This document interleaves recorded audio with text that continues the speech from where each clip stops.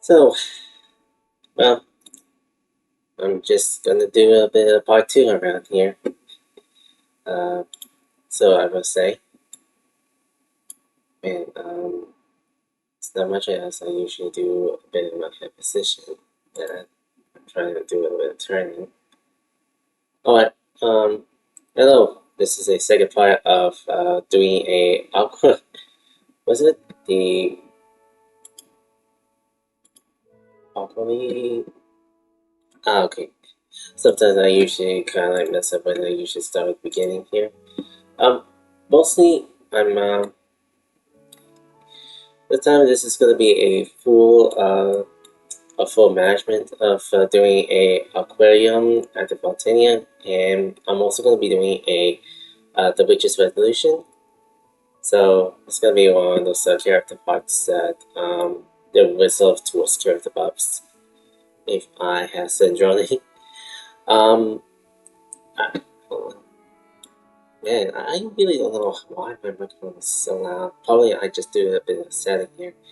Sorry, mostly I do have a little bit problem when I usually control some audio around my scenes here. In any case, even though I do want to do a little bit of stuff saying that, thank you. I would like to say thank you for the 400 subs. This is like the second time that I usually said about my subscribers around YouTube, because I usually have like 400 subs like a month ago, and then it declined. I'm not really sure. Probably the YouTube algorithm has quite shifted towards like, oh, you're not doing uploads any long enough. So we're just gonna let you to see if you have any like fake subs like that. Mostly I don't know, because I wasn't much of focus around many of the sub counts. Mostly people would just celebrate about like getting a bunch of like millions of subs, and then you just kind of like earn money revenue like this one. Well, actually people usually do, but I don't usually have any passion around making editing videos around it.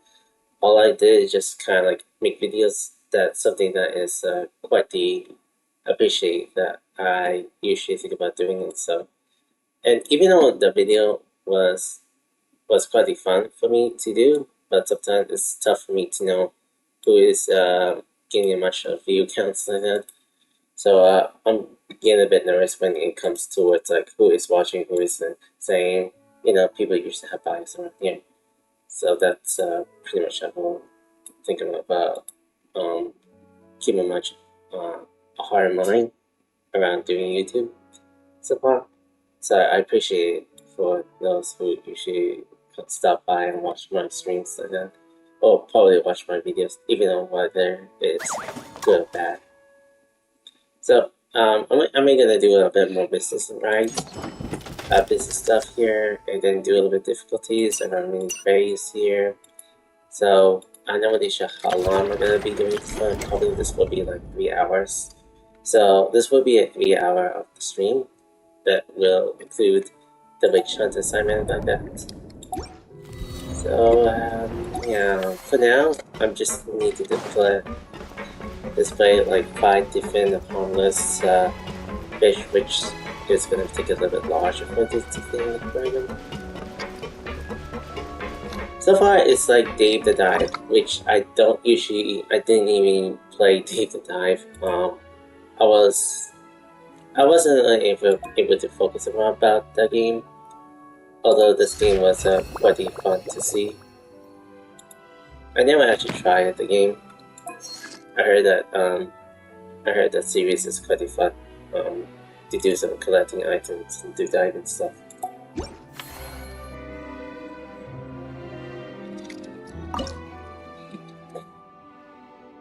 So I don't know what I'm missing here, because I already put large fish inside here.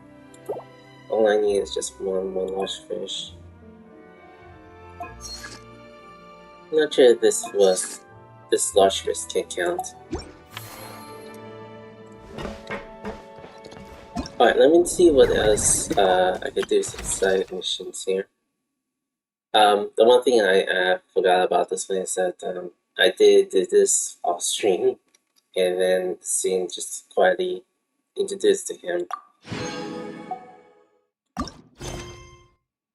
I'm just going to be doing a little bit of focus around here, so I could just like do a bit of character experience of this. So Flynn, it's back to you. For me. Traveler, Paimon, don't worry, I know what's up. It seems that the reason there have been so many divers around lately is because everyone's trying to clear away all the underwater junk. They're trying to get the environment back to normal as quickly as possible. If that's the case, I should really double down on my own efforts to help. If the underwater pollution gets any worse, the colors of the Romaritime flowers will fade. And that's not all. I don't want to think about all the awful things that might happen. In that case, we'll help you out. Let's work together to clean up the sea! Hey, Fremini, we found this pretty awesome looking thingy underwater. We think it might be part of a musical instrument. What do you think? Sure. Oh, wow. This is really intricate. I've studied a fair few mechanisms, but I've never seen anything this detailed or unique. I think we should put it here. If it will, with the surrounding. Looks like it's missing some components, though. You'll need to find the rest if you hope to restore it to working order.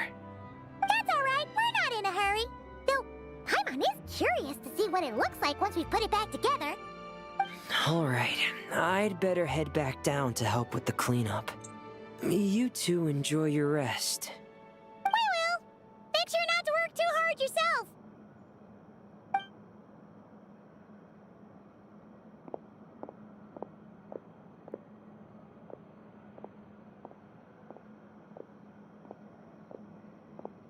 Huh?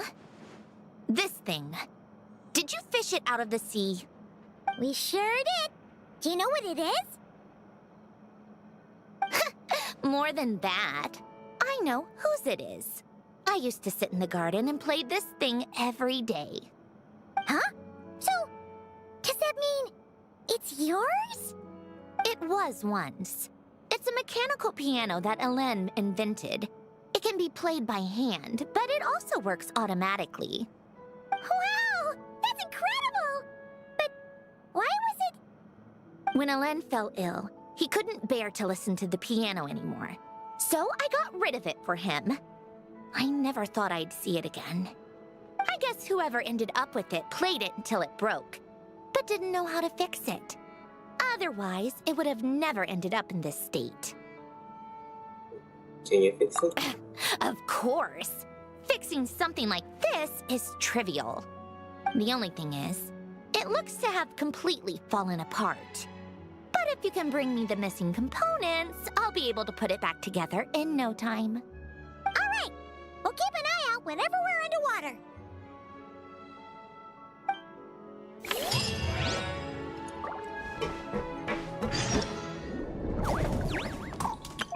Gonna match some of the buildings I can bring in.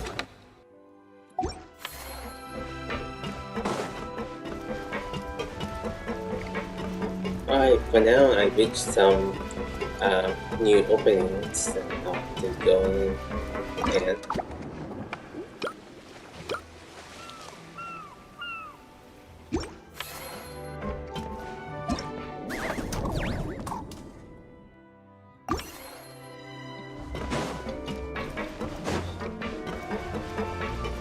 can we,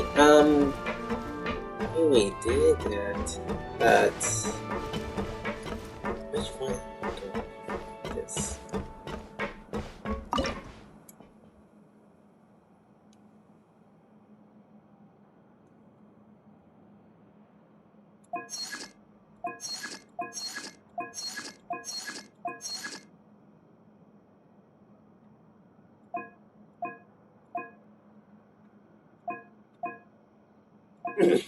Okay, I don't want to load some of them all. So the only thing I need, I just need one last large fish. Oh, second.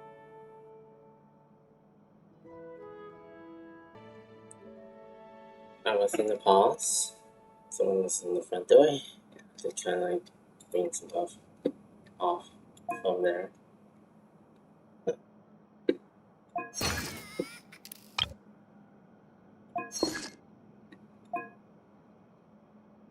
Oh, see? Wait, I want to place this. Okay. I didn't harm this fish that lost my aquarium. Just gonna get stuck with this. So, what to do?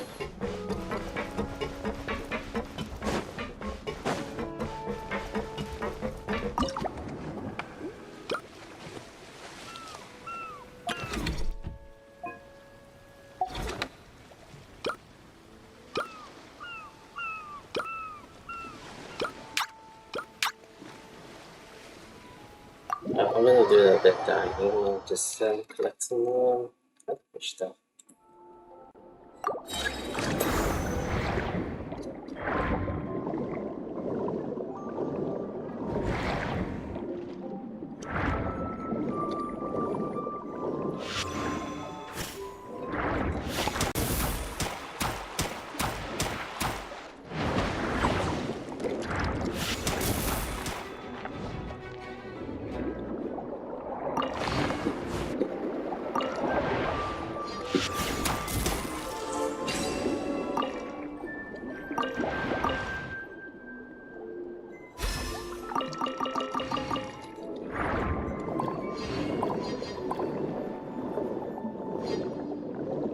Probably gonna this one afterwards.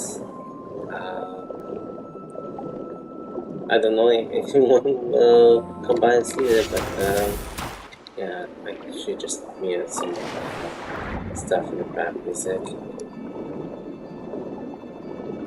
Okay, the only mission I can actually do is just to find that this is named zone that's corresponding to some locations. I really don't know where. I can't find it. I need to find it.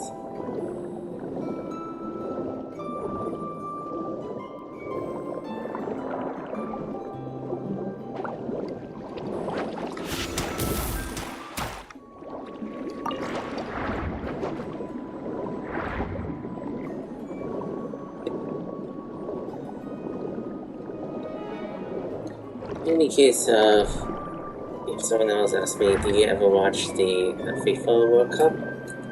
Well, sometimes I usually do watch it, and I haven't got much to pay attention. I've never been into sports leagues, as I usually watch. Sometimes I do watch some of the highlights and some of the formal moments, or whether I wasn't very much as a sports type person, but I do watch one of the finals on the sports league that everybody else is like cheering all up.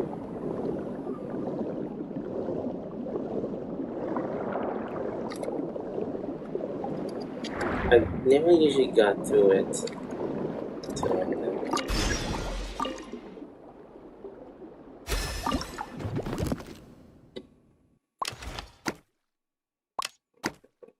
This.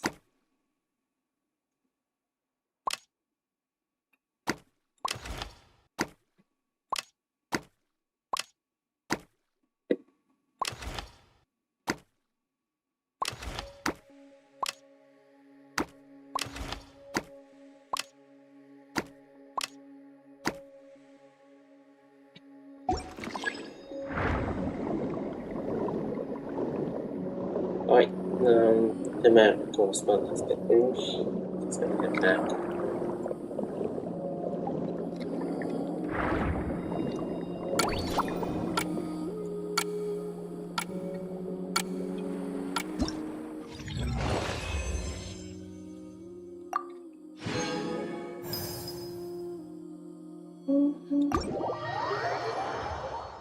I wonder if that does count if I fail on a large fish.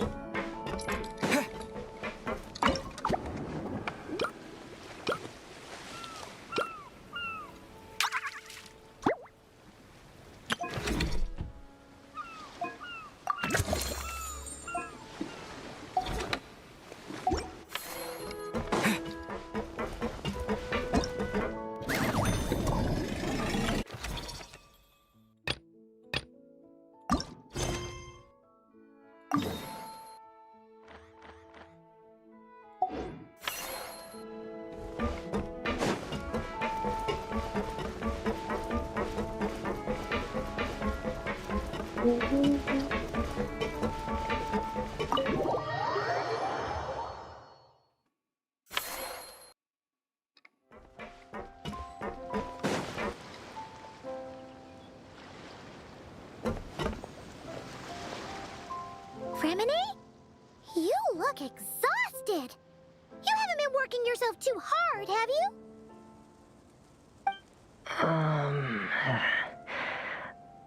Hey! Don't you go hiding inside your diving helmet. We're your friends. You'll feel a lot better if you let it all out. I guess you're right. I bumped into a real piece of work while diving just now. A real piece of work? Yeah. How can I explain it? According to Fontanian law, if an owner of sunken cargo accepts an insurance payout, the cargo becomes unclaimed property. Because of this, some people see diving as a way to get rich. They salvage things others have lost and sell them for more back on dry land. This line of work doesn't require much skill, which means there are plenty of divers who are, well, the sort who only care about money. They often resort to barbaric means to drive away fish and blubber beasts, just to gain access to valuable salvage.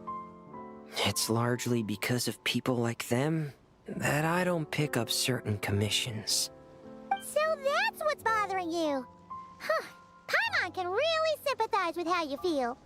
Just now, while I was diving, I ran into someone driving away the wildlife.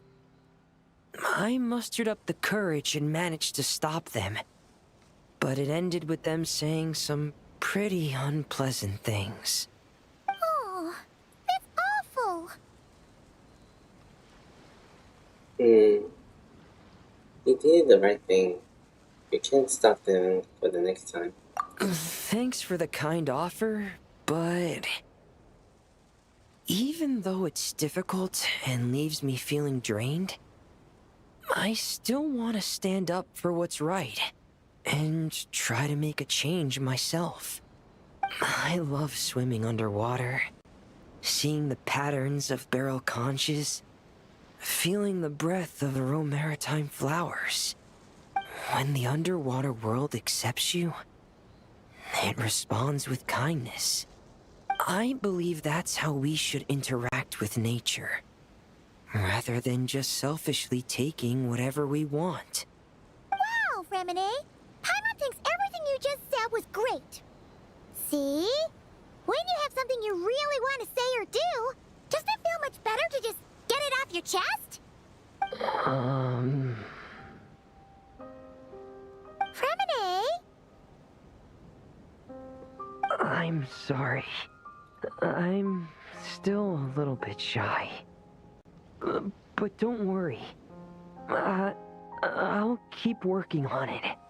Oh, I almost forgot. Here's the latest underwater survey data. Please take it. I'm sure you'll find it helpful.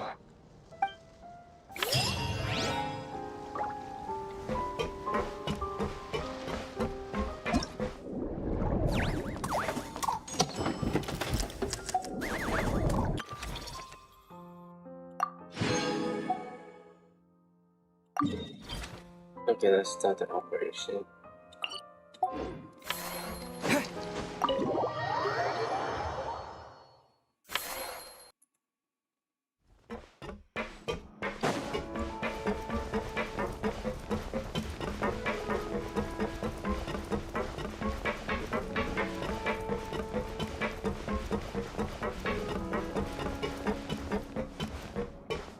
What's the uncheck? Off.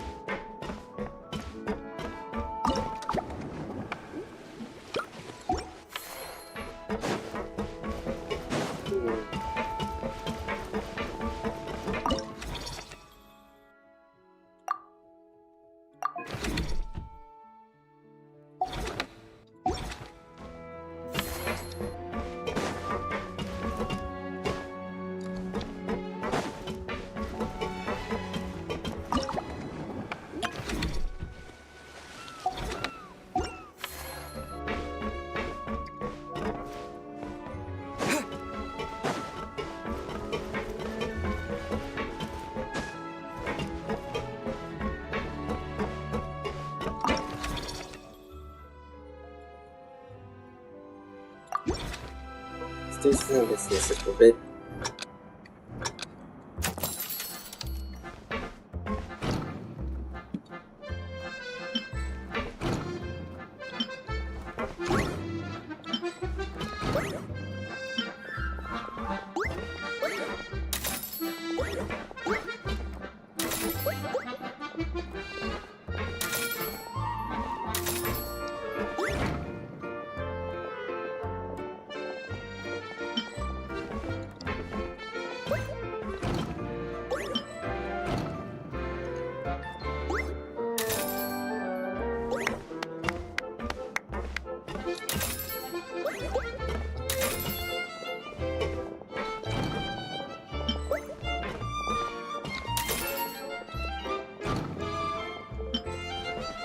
Pick the ones with awareness that everyone's looking to buy.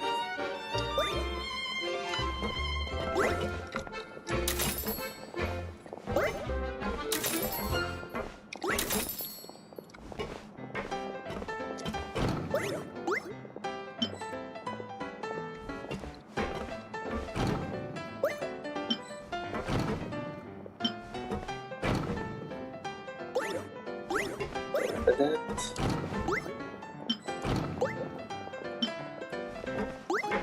Oh, why is everyone else getting it?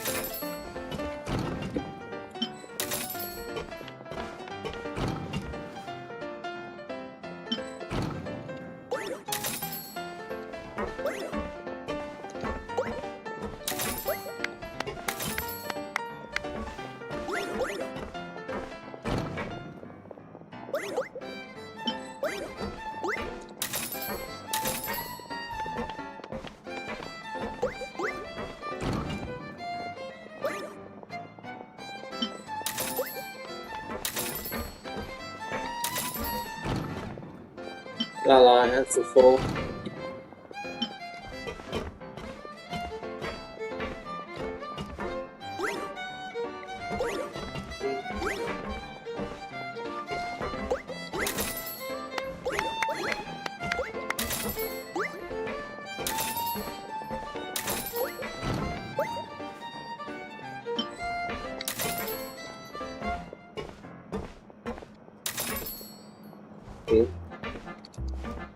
Alright. Didn't see there.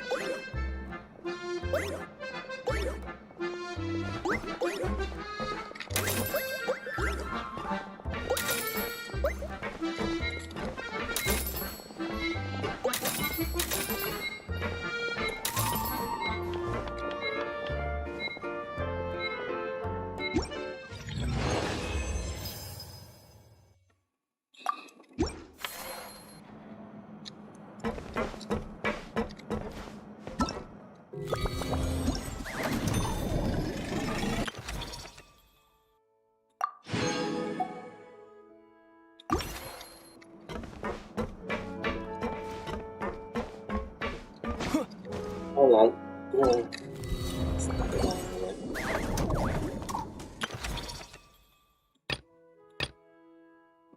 Okay, I have to do it with a 7 with a can.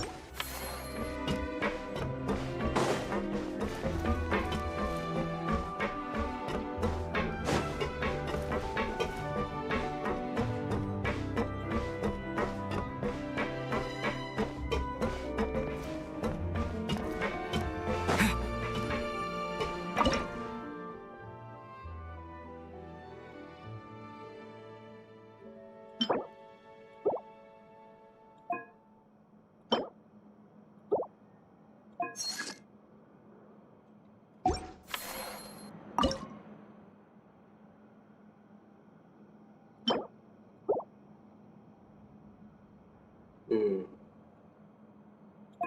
For the large fish. What am I missing?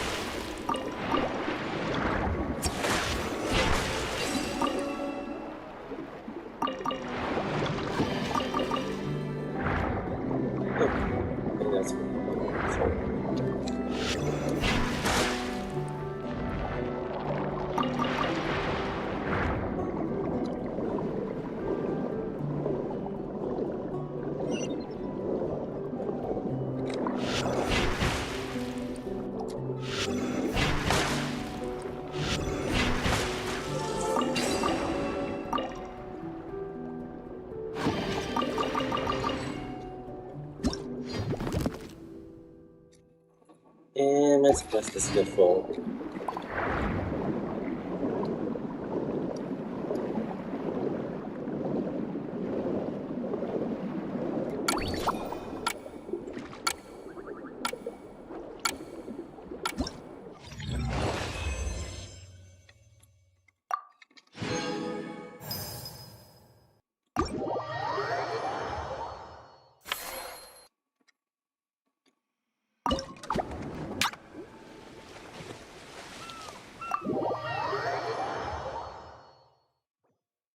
Let me get into the final hint this time. The final hint is actually.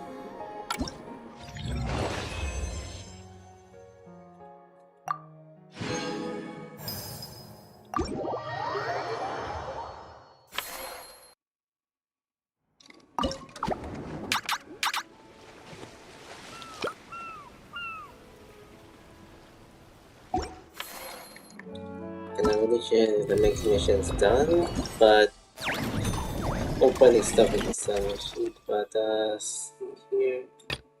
Let's get to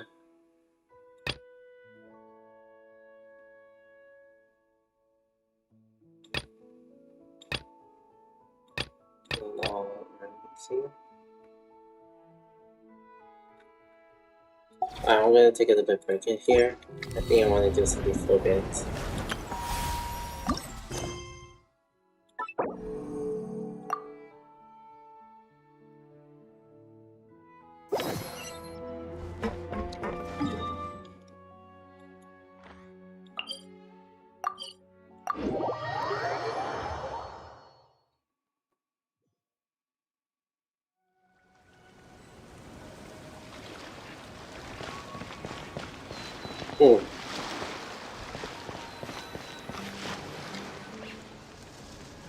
What? Is Paimon seeing things? He said a Dodoko? We're in Fontaine. We probably just got a Dodoko on your memory game. No! There really is a Dodoko over there! And it looks just like... It looks like Barbeloth! Oh great! The Dodoko has finally risen. Oh my, what a coincidence this is. Traveler? Paimon? Why is there something so fishy about hearing such a powerful fortune teller use the word coincidence? Perhaps, but it's no lie. This truly is a pleasant surprise. As a descender from beyond this world, the traveler's fate is not anchored in Tevat. Hence why most fortune tellers, including myself, are unable to predict your future. Hence why most fortune tellers, including myself, are unable to predict your future. But happily, this particular coincidence couldn't have been any more fortuitous. I recently happened to glimpse a peculiar omen.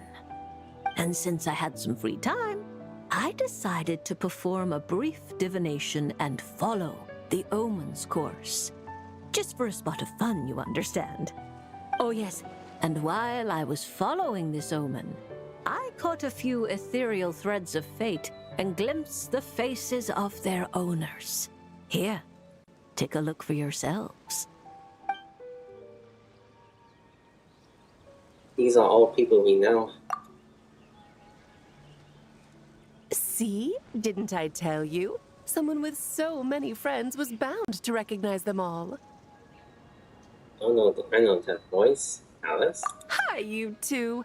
It's been a while, hasn't it? I thought I'd lend a hand with Barbie's divination. Indeed, if Alice hadn't insisted, I'd have treated these names as minor variables and discarded them from the divination. But then you would have missed out on this fun little excursion, wouldn't you? Besides, as mages, we couldn't possibly disappoint the little cuties involved in the prophecy now, could we? It's the dream of every child to receive wonderful gifts, go on grand undertakings, and watch mysterious prophecies unfold. Which is all to say, we simply had to see this one through. And there's no point arguing with Alice. Anyway, if I can gather these minor variables together, I should be able to adjust my divination. So here I am, seeking them out, and if possible, offering them a little fortune-telling. So when would they be here? I don't have time to go around divining things like that, but I'm sure it won't be long. Is that why you've set up this stall? So you can sit and wait for them to arrive? Don't worry, I'm not just sitting around twiddling my thumbs. This Dodoko is simply a stand-in. I'm still working on my research. That's right. And I installed sensors on Barbie's Dodoko. As soon as the right person shows up, she'll receive an instant notification. And Dodoko will give a happy little wiggle to make sure our visitors are drawn on in. What are you doing back here? Take your arm off that. You'll knock my scryglass onto the floor. And hold that cup steady.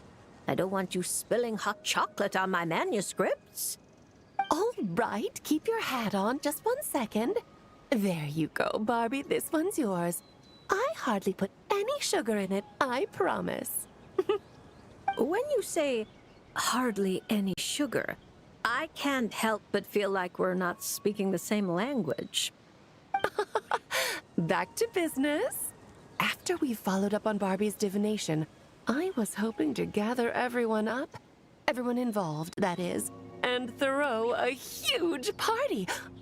I've even decided how we can send out the invitations. Don't worry, I've already picked out the most beautiful birds available. Picture it. In the dead of night, a huge, pure white bird flies through your window with a mysterious letter in its beak. Then you open it, and a whole new world appears before your eyes. Unfortunately, as I told Alice, doing that would only serve to disrupt the path of fate. Besides, dealing with such small prophecies is a real pain, so it's off the cards. Oh, fate is such a spoil sport. Nevertheless, we can still have a party. When the time is right, I'll invite everyone myself. And as I do hate waiting for parties, Traveler, Paimon, can I leave the job of bringing your friends here to this stall to you? Is that okay? Then we'd be the ones disrupting the path of fate, right? Seeing as the people in the prophecy already have ties to the Traveler, in theory, their fates are already intertwined. If the Traveler steps in to invite them and hurry things along, it shouldn't have too large an effect on the divination. Reliable as always. For the sake of the party, it's in your hands. I promise to save you the best seats, closest to the cake. Barbie, why are you tearing that paper apart? What are you doing? I'm using it to plug my ears. Between you and Nicole, if my head isn't hurting, then my ears are. Ugh, I miss Octavia.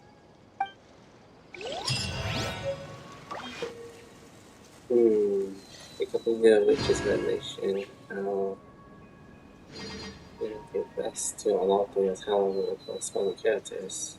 Skills and constellation events will also change. See, we use the level 78 to unlock the related characters. I think I have all of it. Perhaps. I think I have that right inside the book. Probably this would be my Nope. This will not be the only useful spot room.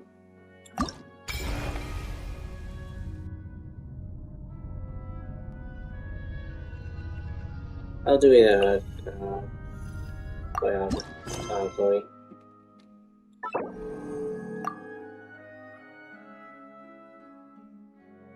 And besides, I have a lot of characters that is level 70. Hello there, Lady Trismegistus. Oh, such perfect pronunciation. I can only assume we share a friend. A certain Miss Columbina recommended your services. A very unpredictable lady, that Miss Columbina. I'm sure your encounter must have been full of surprises. It sure was. Unpredictable is the perfect word. Pleased to make your acquaintance. The name's Risley. Le Duc Soulot, in the flesh. It's a pleasure to meet you. I wouldn't have thought such a great mage as yourself would have heard of me. I'm honored. Or perhaps you saw my arrival in the stars, Lady Trismegistus. Since we're already acquainted, let's dispense with the formalities. You can call me Barbeloth. Then please, call me Risley. This isn't official business, so there's no need for titles. I'm just a regular citizen of Fontaine enjoying some time off the clock. I came across some freshly baked conch madeleines on my way here. I hear mages enjoy a good tea party. Please, take one. Oh my, this is a very popular dessert at our parties. I've been here for quite some time now, and read the fortunes of a fair few people, but this is the first time anyone's come bearing gifts. Thank you, Mr. Risley. I'll make sure to share it with Alice and the others. Is that my ears I feel tingling? Barbie, you simply have to save some for me! Don't let Nicole scarf the lot down before I get there. It's not like she hasn't done it before. Yes. I'll make sure she leaves some for you. Honestly, you could have timed this better. Here I am, hoping to maintain the Hexenzirkel's dignity in front of our new friend. It's quite all right. Where's the harm? Powerful people don't have to be serious all the time. Everyone's entitled to a little personality. Exactly. As a matter of fact, optimism and cheerfulness are core entry requirements of the Hexenzirkel. This is the first I've heard of it. It's a new rule I just came up with. The Hexenzirkel is supposed to bring joy to the world. It's only natural that we are cheerful and optimistic.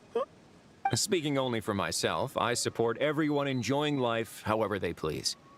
Provided no laws are broken, of course.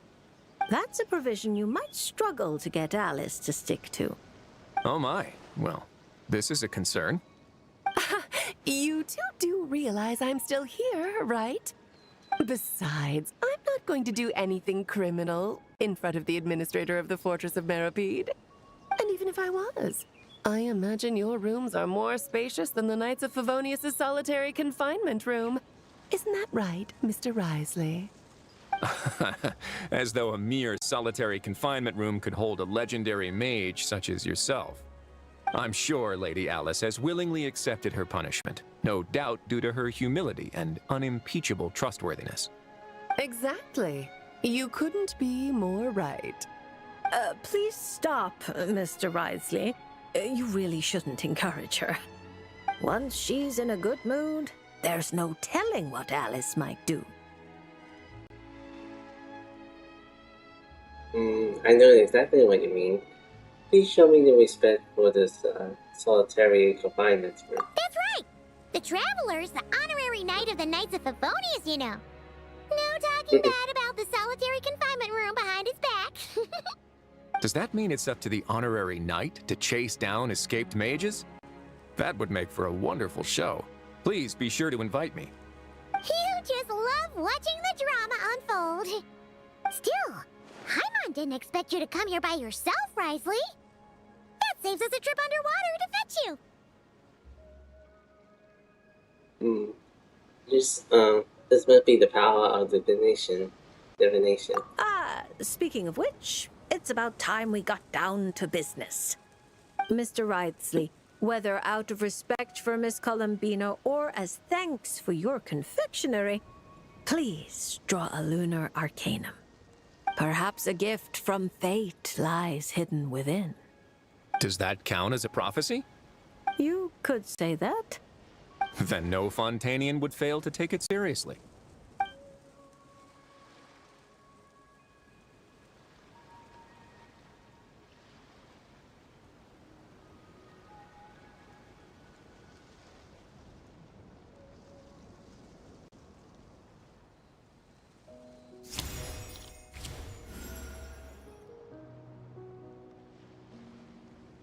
I'm not too familiar with these cards. This one appears to be... The Upright Emperor. You seem lost for words. Is this card bad? There's no need to worry. I can handle whatever you tell me. Quite the opposite. This card signifies eternal dominion and unshakable authority. If this represents your future, then you have already reached your destination. But your fate keeps rolling forward, forever changing, which can only mean...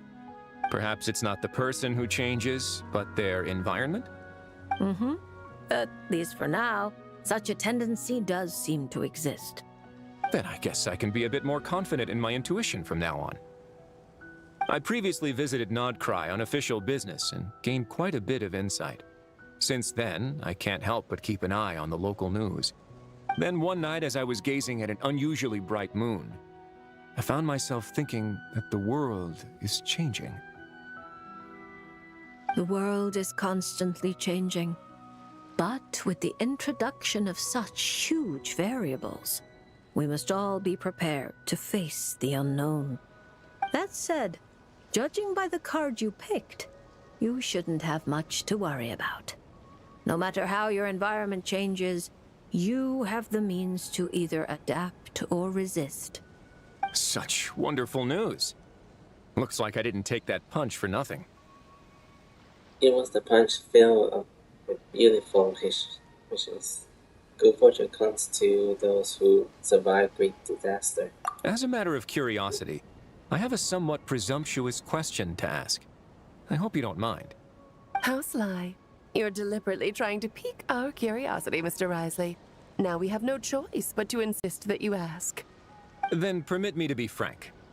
I've always wondered, how exactly does a prophecy ensure its own fulfillment? Take me, for example. My reading says I'll remain stable.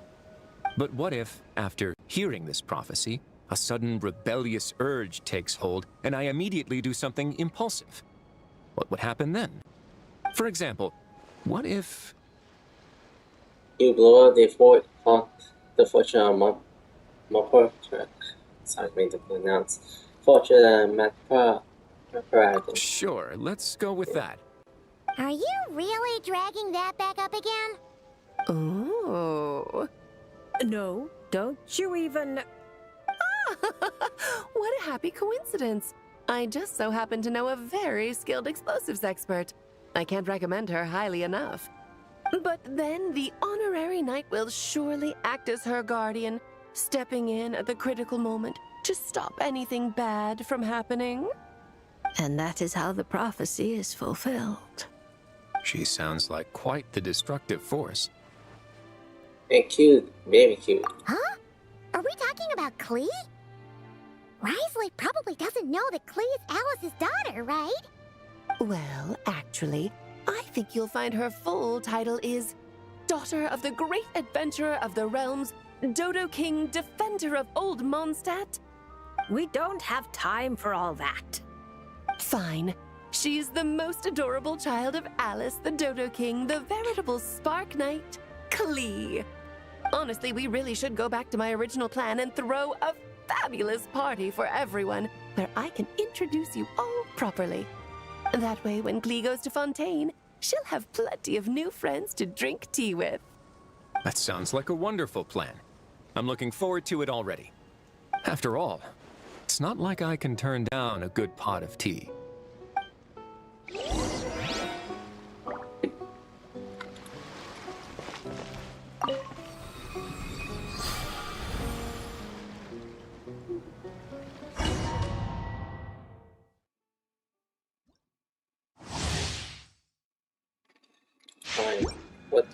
feelings about. By royal decree.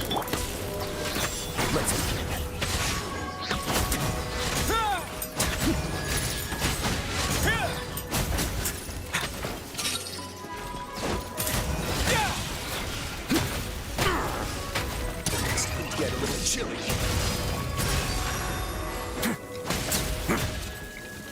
Midnight Phantasmagoria.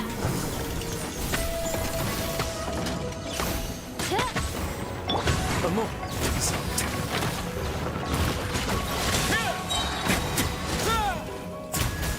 Nice.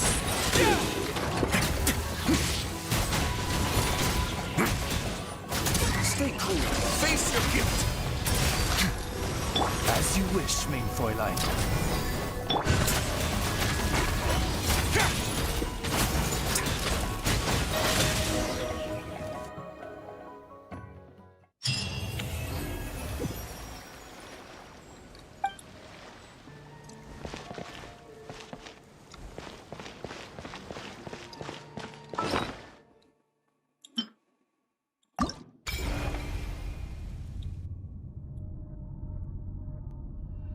Right, 6 to go.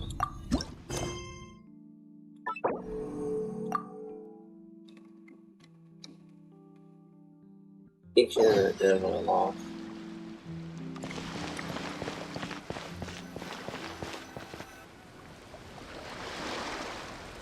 Oh, look! Miko's over there! Paimon gets the feeling things are about to get stressful. You remember the Mikawa Flower Festival, right? Sure, everything turned out for the best, but it was a real headache to get there. And she me us signing ourselves away. But not this time! We're not the ones doing labor, so we definitely won't. Keep your voice down. Well, well, traveler, Paimon. To think we'd run into each other all the way out here in Fontaine. So, what are you... Oh! Miko!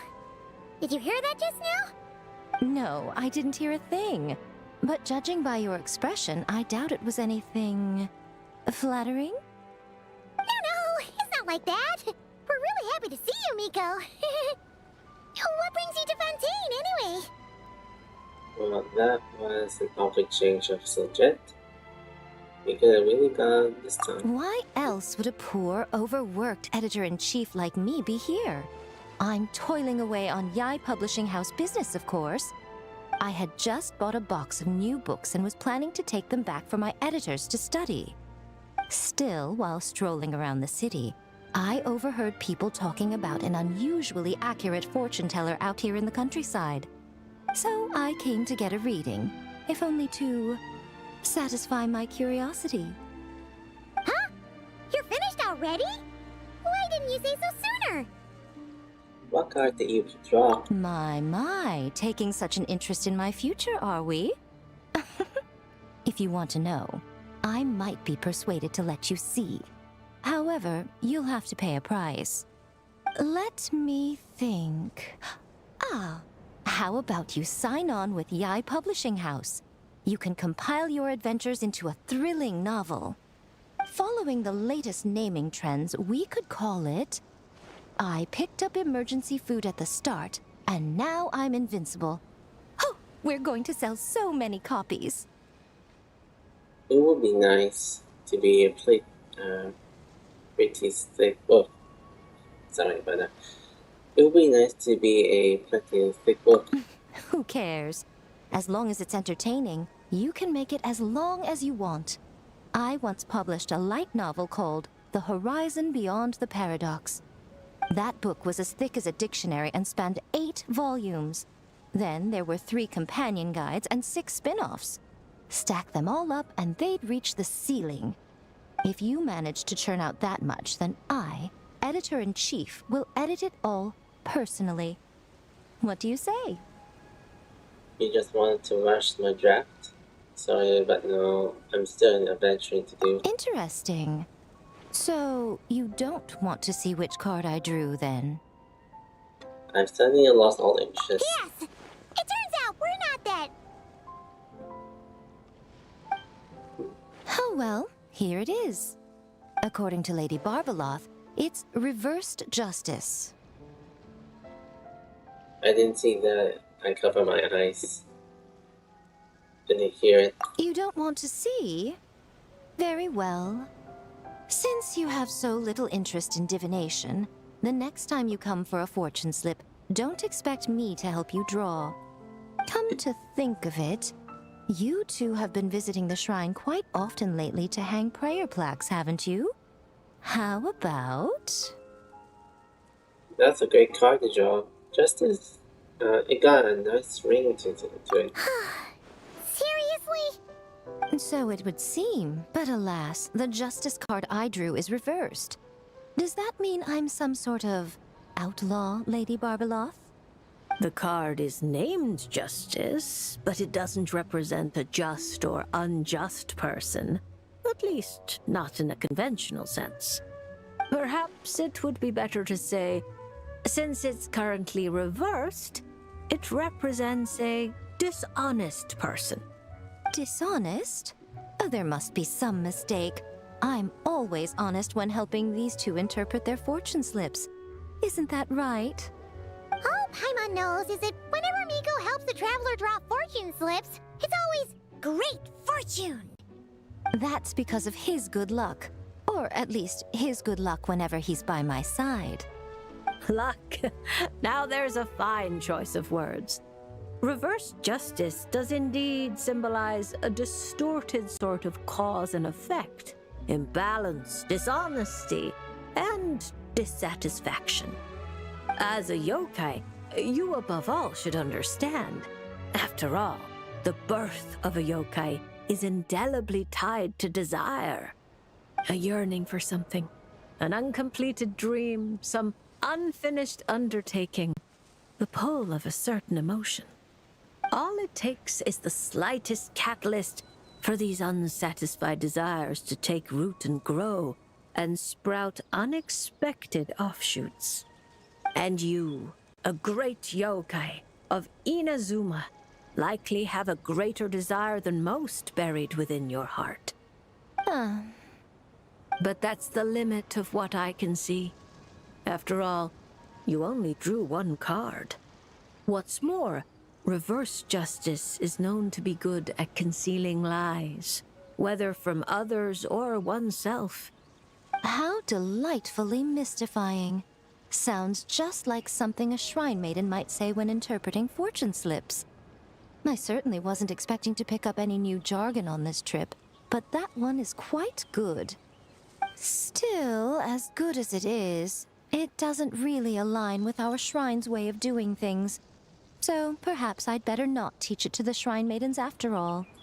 Anyway, thank you for the divination, Lady Mage. Should you ever have the chance, do pay a visit to the Grand Narukami Shrine and allow me to return the favor. What do you say? I'm afraid my hydromancy keeps me far too busy. I simply can't spare the time to dip my toes into other forms of fortune-telling. Though your fortune slips sound like something Nicole and Alice would enjoy, I'll be sure to tell them all about you. Wonderful. When the time comes, I shall personally preside over the drawing of fortune slips for your friends. I assure you, everyone will draw the most auspicious slips.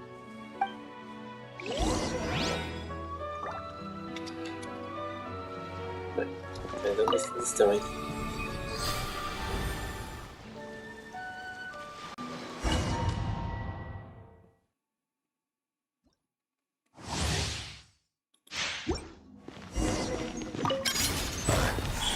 Come on now, show them.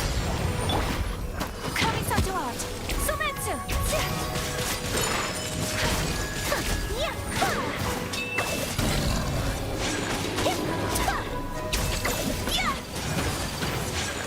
A sight to behold. Come on now, show them. Emerge. Whirling snow.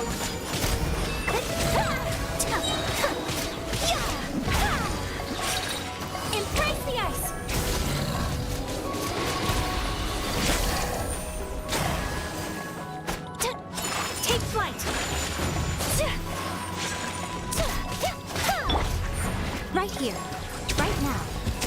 Nothing lasts forever. My apologies. Yeah! Coming Satellite! Sumetsu!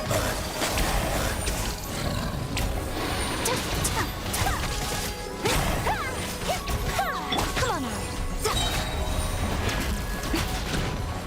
Show them.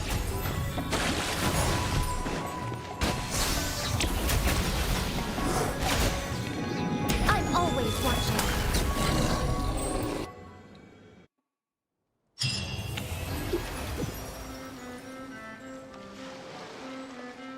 What? New talent? Probably know about something here.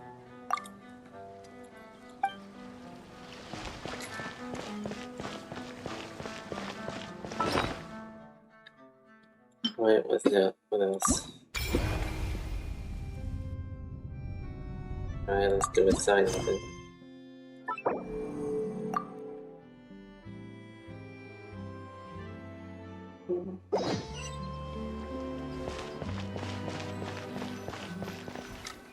Are you sure you can't make a copy of this card back for me? Absolutely certain. It's very impressive. Maybe we could come to some sort of arrangement? Absolutely not. I see. Obtaining beautiful card backs and playing powerful cards both require a certain price. I think I understand. I don't think you do. I don't think I do. I come all this way to play cards. Hey! You don't know why Sino's here? Maybe he came here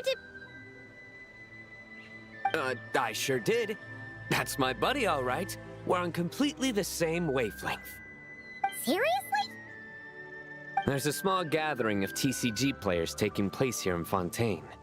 I heard participants get event-exclusive card holders for free.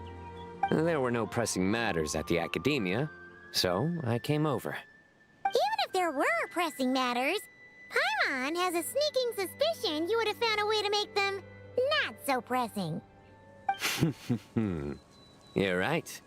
I managed to finish almost all of my work after only 2 weeks of overtime. Sethos helped out too, so I promised to bring him a card holder for his trouble. He's very good at paperwork. Well then, General Mahamatra, are you going to draw a card or not? Of course. You say this card will predict my future, right? Technically, not quite. But it's unlikely to cause much trouble if you choose to understand it that way. I see. Is this like that line in Duel Master? Stake your fate on the next card in the draw? And now, it's my turn to draw.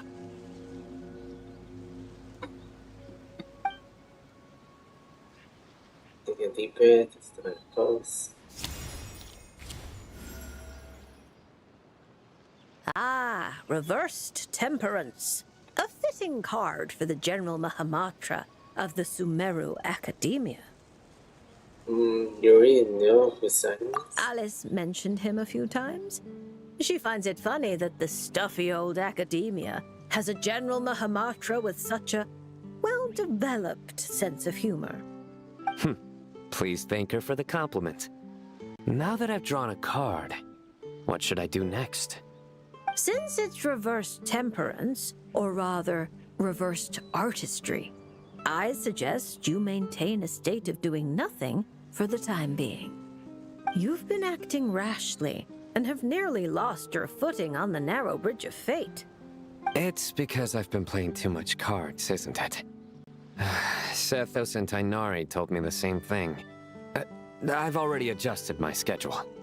I'm not talking about playing cards. I mean your working hours. Surely Genius Invocation TCG isn't the only thing that demands the General Mahamatra's full attention. My duties don't leave me much room to adjust them.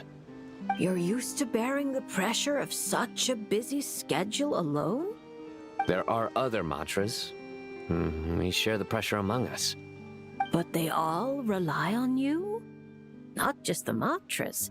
but the researchers and the people of Sumeru.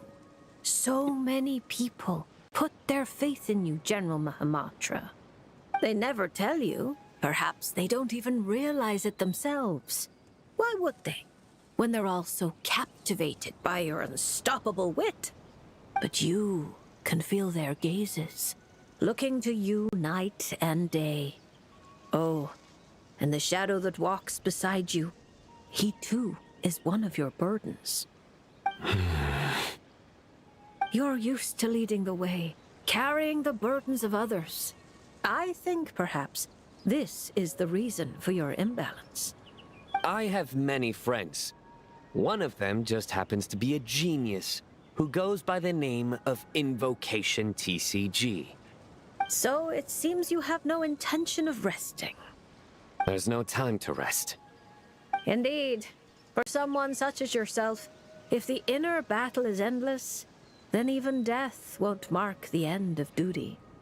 Take this lunar arcanum. Perhaps it will lead you to the reason that restores your balance. When it does, the battle within you should also reach a decisive end. Sana won't lose. Sana is strongest. Thank you, Traveler and Paimon. And my thanks to you as well. And don't worry, I promise I won't start acting too crazy. Huh? Why would you... Wait, was that... Oh, no, not again. He come up with another one. Oh no, don't ask. What does this have to do with acting crazy? Because now I have this card. People might accuse me of being a bona fide lunar tick.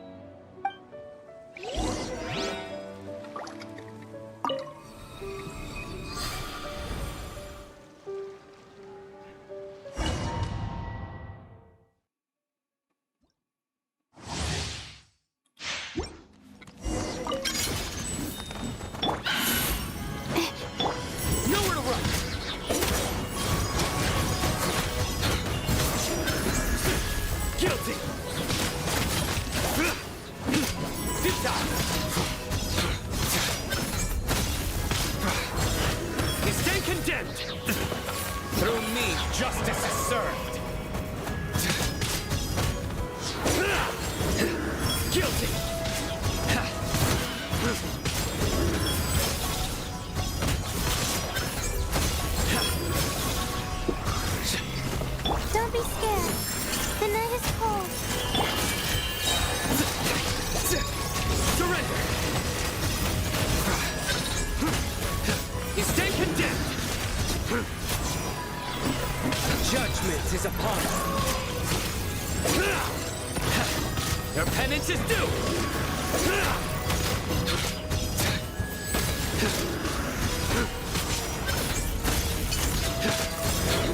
Guilty! Not now. Cold. Mine to come in.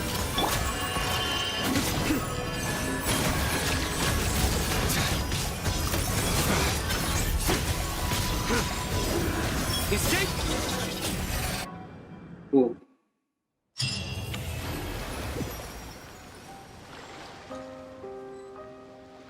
Alright.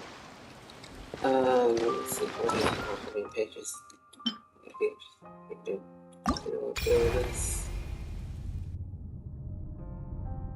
Alright, I'm making do one more. And then I have to do it. I have to go back to doing a diaper routine.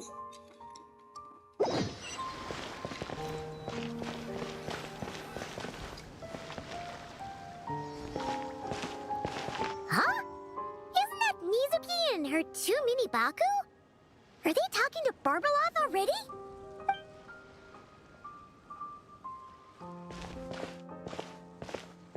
Traveler and Paimon? Lady Barbeloth was just talking about you. I was wondering if we might cross paths. It seems like fate has already arranged our meeting place. Are you here for the holiday music? I suppose you could say that. If the prep work for this educational film about psychology I'm doing goes smoothly, I should indeed have time for some leisure. Though until then, I still need to focus on my work. A film about psychology is a few forms of therapy. Whoa! Films can do that? That's amazing! It's a new idea I came up with. Back when I was promoting Isa Bathhouse, I took inspiration from Fontanian cinema and recorded a few variety show episodes. People seemed to love it. Not only did they watch every episode, they even remembered all the psychological concepts we showcased. So I thought, why not make a few films about mental disorders as a fun and educational way to explain basic psychological concepts? If I can raise everyone's basic awareness, perhaps people can develop a more objective understanding of what mental disorders are. Perhaps I can stop people from blindly dismissing these conditions as made-up nonsense, or treating them like some terrifying boogeyman. And maybe my future therapy sessions will go a little more smoothly. You clearly put a lot of thought into this. You really consider this thoughtfully. That's right. After all, illnesses of the mind are invisible and hard to pin down. Trying to get a hold on them, or even just detecting their existence, is sometimes far from easy. But even I don't know how to pin them down to fit neatly into a script. I'm a bit embarrassed to admit it. But even though I've written quite a few papers about mental health, I'm completely stuck when it comes to writing a film script. Sometimes I stay cooped up in my room all day, endlessly going over a few lines of dialogue or a few seconds of plot. Even then, I might come away with nothing to show at the end of it. That sounds exhausting. You need to relax. Maybe you're just missing a little spark of inspiration. When Paimon and the Traveler get stuck on one thing, we do something else, and then, ding! The answer just pops into our heads. It seems like great minds think alike, Paimon. That's why I came here. To experience a form of divination quite unlike the fortune slips I'm used to. I'm hoping this mage's lunar arcana can bring me some fresh inspiration. Inspiration. Anya once said that she wanted to write a fairy tale for every card in the lunar arcana. But there were so many stories she wanted to write, and so little time. Since you're looking for inspiration, go ahead and draw a card, Miss Yokai. I hope that mage's unfinished fairy tale can lead you to the inspiration for your own story. All right, Lady Barbeloth. But most of what I know about divination relates to the Grand Narukami Shrine. Fortune-telling with cards is a first for me. If I do anything that breaks the proper ritual etiquette, please set me straight.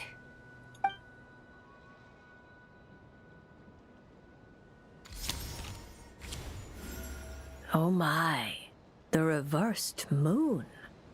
The upright and reversed meanings of the moon are similar. Escapism, illusion, self-deception. Like someone traveling beneath a dark moon, having lost their way forward, but not knowing how to break free. That doesn't sound good. That sounds a little negative. Yeah. Why does the meaning of this card sound like a warning? Paimon's got a really bad feeling about this. However, since Miss Yume Mizuki can still hear this prophecy, it means the situation is not yet too dire. With a little effort, you may be able to exit the haze that obscures your path ahead and find what you seek. Escapism, illusion, and self-deception?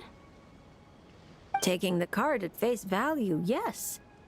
To put it more plainly, you're running from an answer that's right before your eyes, searching far when you should be looking near. Are you saying there's someone who can review my script standing right in front of me? It's not limited to just the script, but how you interpret the meaning behind the card is entirely up to you. The answer is right in front of my eyes, yet I'm searching far when I should be looking near. I think I understand what you're getting at.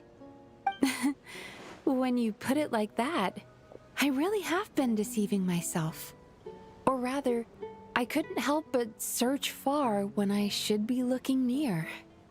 I thought about visiting Yae Publishing House and asking Guje Yae for advice, but then... From a clinical perspective, I suppose this counts as unconscious avoidance. Thank you for your divination, Lady Barbeloth. You really helped me find inspiration after all.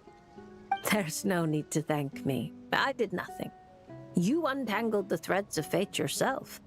I merely placed the loose ends in your hands. However, Guji Yae is also someone swept along by fate.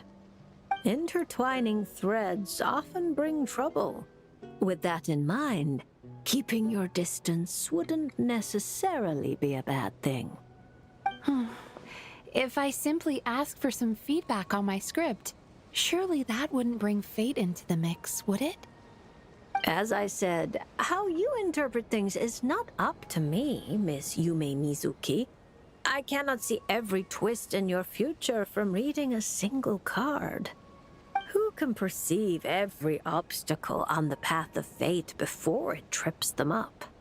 Sometimes it's just like that little brat said. Fate is called as such, for it cannot be changed, nor can it be reversed. It can only but be accepted. Anyway, Miss Yokai, I look forward to watching your film.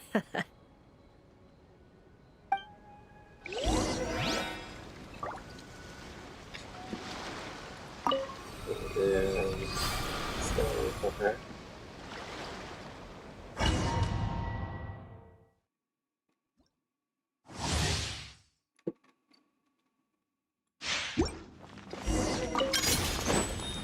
The night is cold. Time to relax.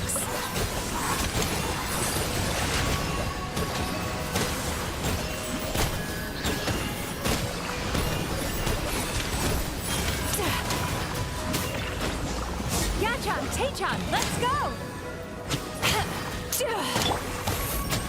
Don't be scared.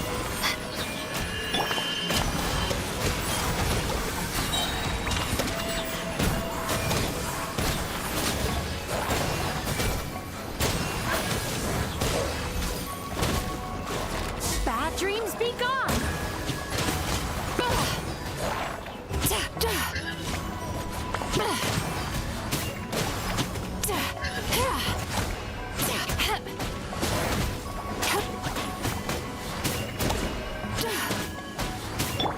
Not now.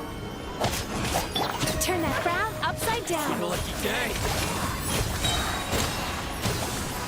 God, very high. What a lucky day. Stars, shine for me. Yachan, Taechan, let's go! Just very high.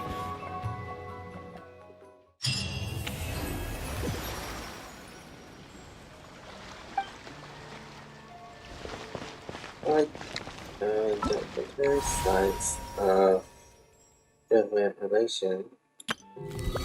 Let me just get back to here and see if I can sure the side mission's done.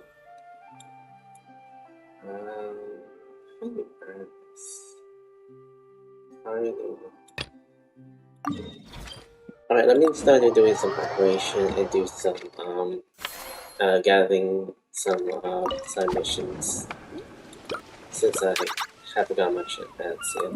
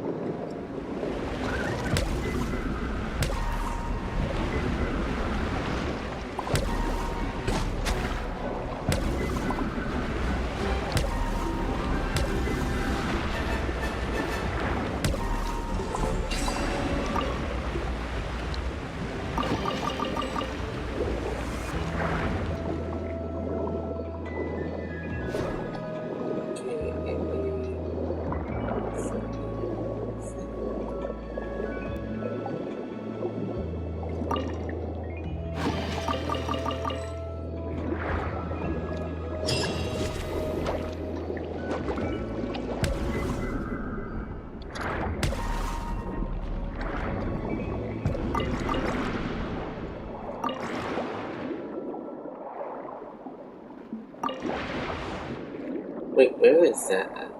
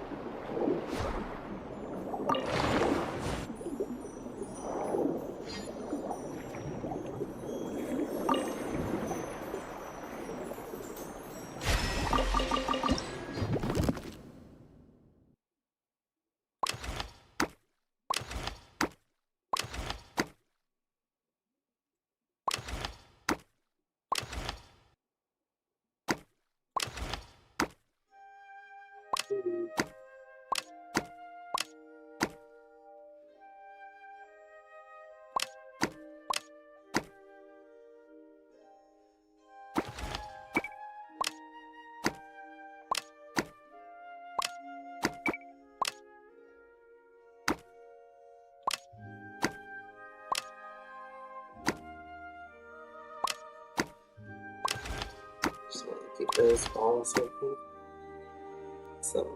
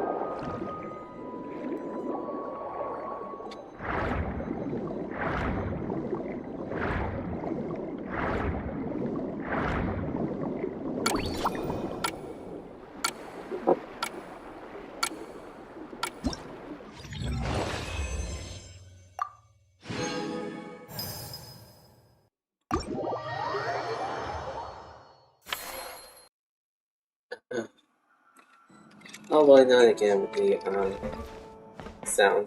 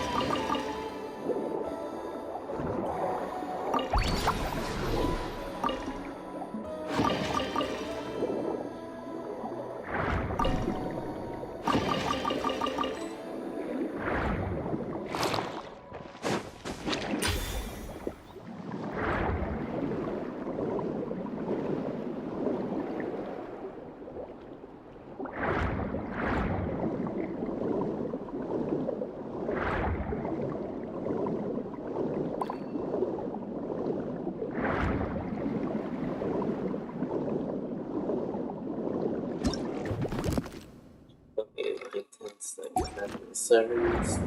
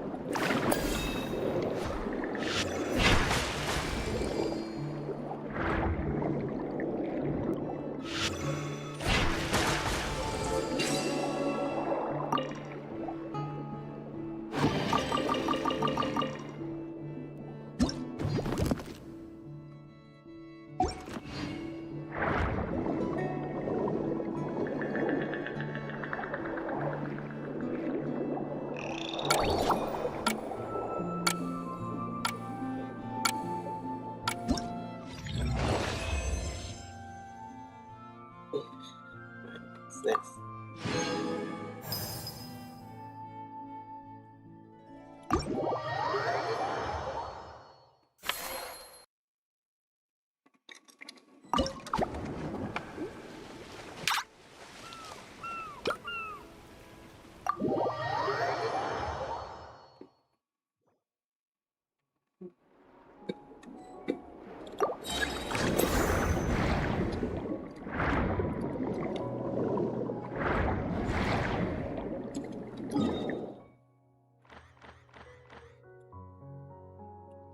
Right over here.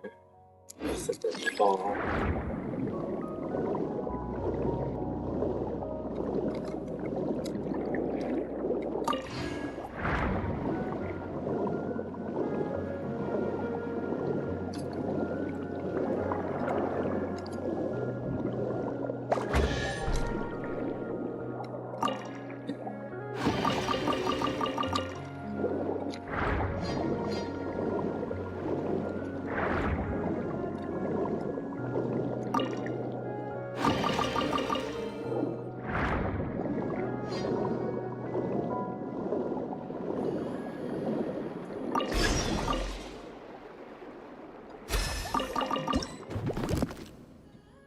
Okay, so much stuff that I have. I really did a bit of raid, but...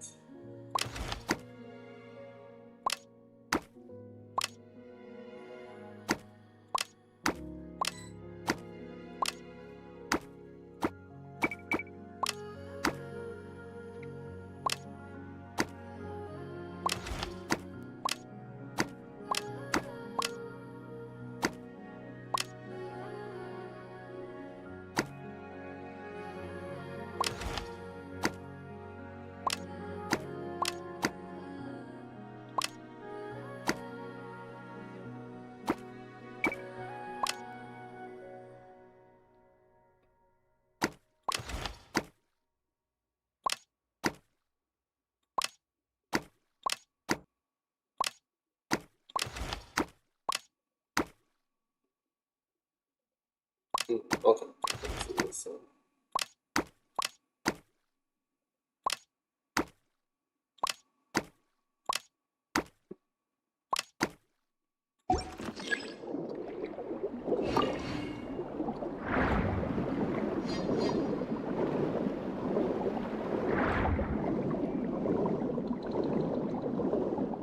I really need it. Okay, so what happens?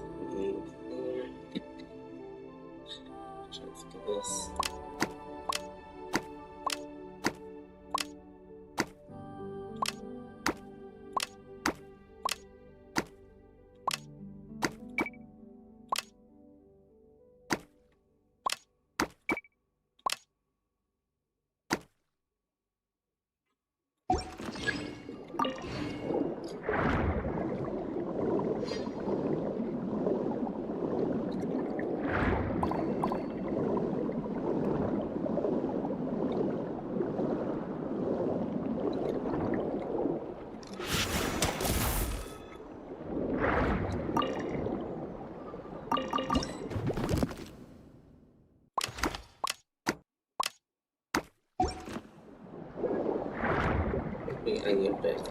Wait.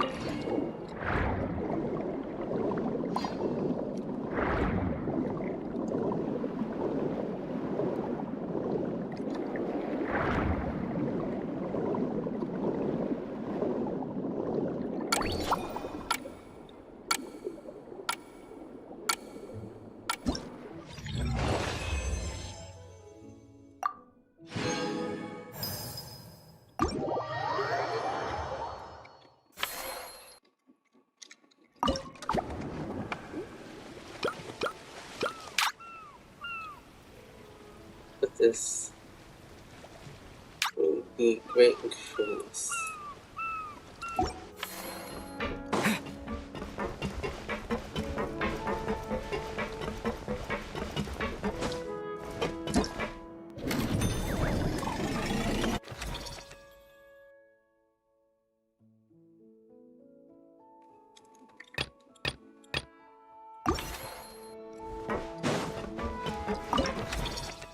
Right, I'm gonna do some marking pits, placement. Now.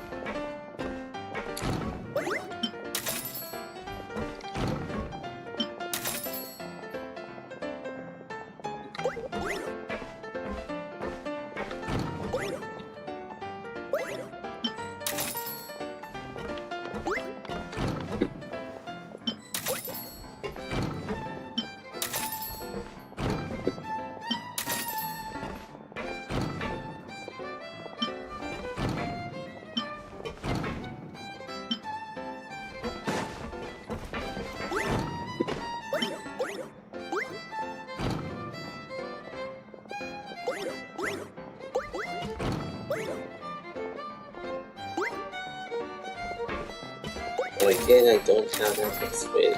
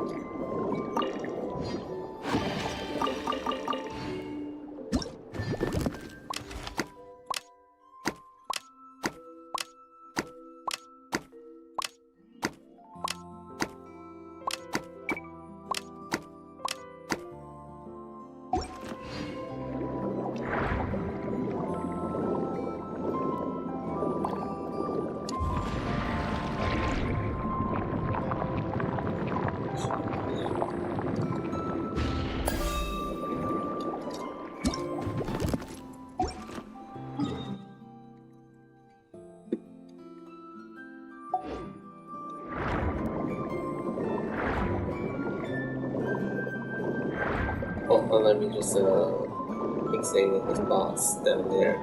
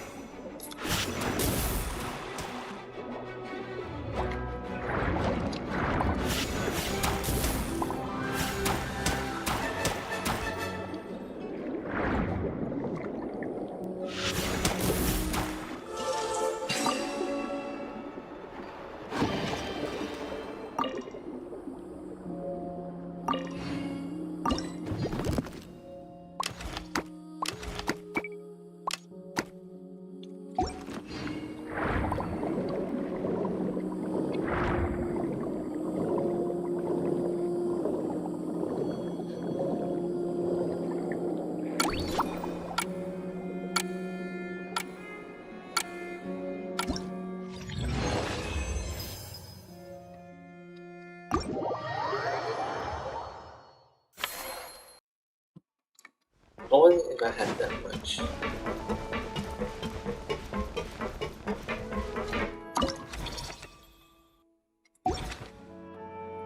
Okay, just a bit more.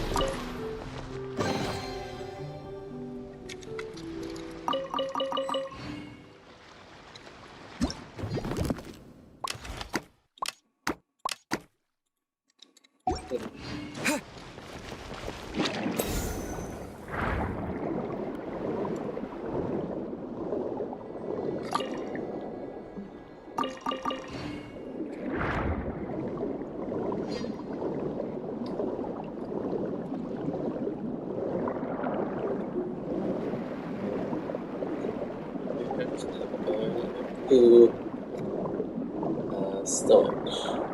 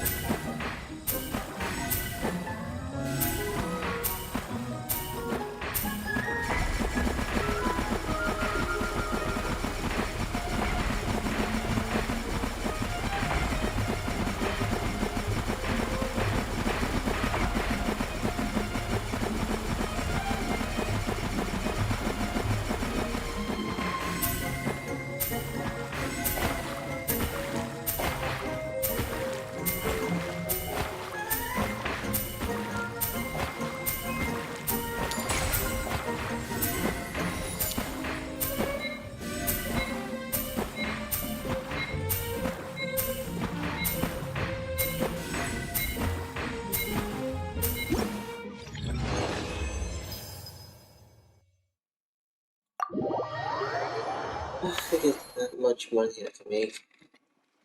And let's see if I can use that to go into my side mission.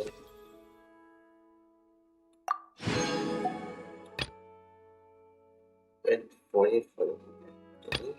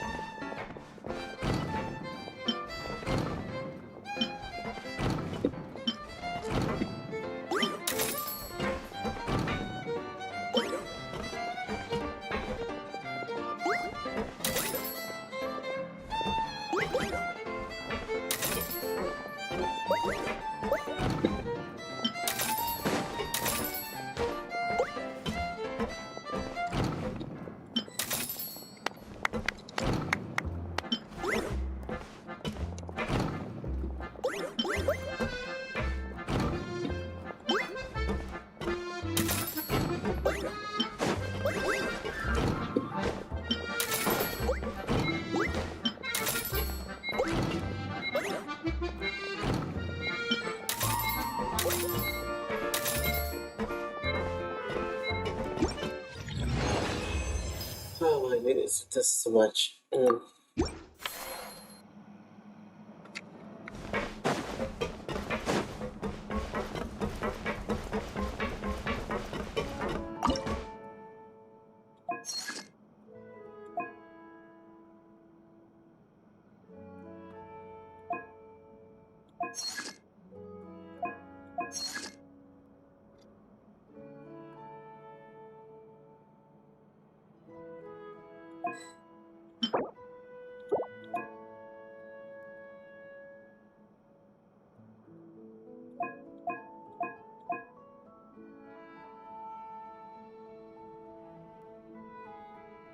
Which one is the bigger one? I think you have large features.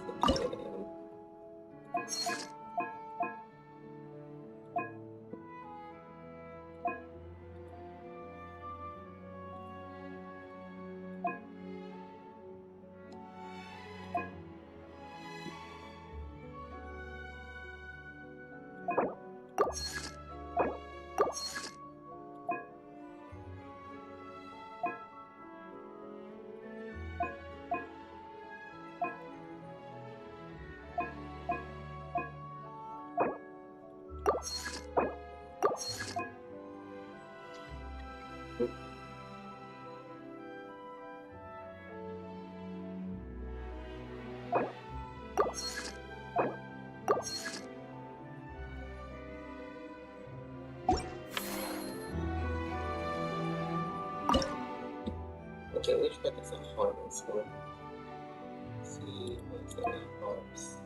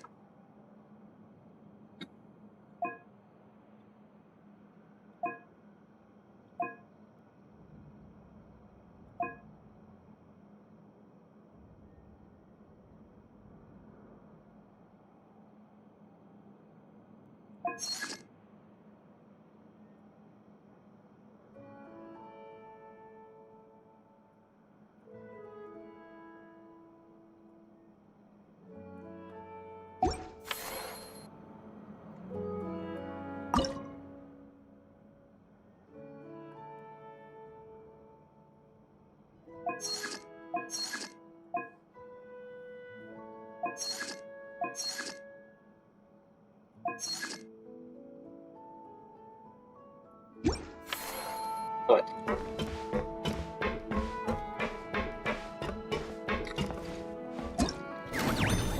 Alright. That took me a bit of dance here.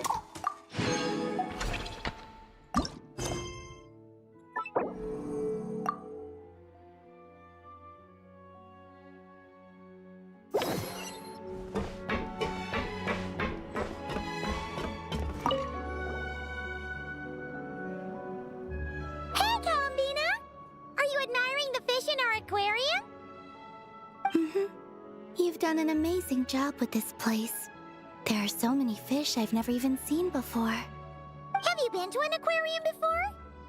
No, though I saw a few fish tanks in Snezhnaya. But my eyes weren't truly open back then, so I never really appreciated things properly. What do you think now? It's beautiful. I never knew the underwater world was so vibrant and colorful. It's like living in eternal springtime. Oh, look at that fish. Don't you think it looks just like Sandrone? And those two over there, one following behind the other. They're like the two of you. Hey, you're right! Now that you mention it, they really do look like us!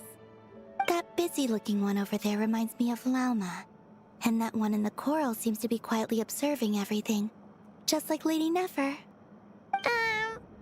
Paimon gets the feeling you like matching all your friends to fish. Not exactly. I like my friends, so I naturally find myself thinking about them, even when I'm looking at fish. Wow! Paimon's really happy to hear you say that! Are there any other fish that remind you of someone?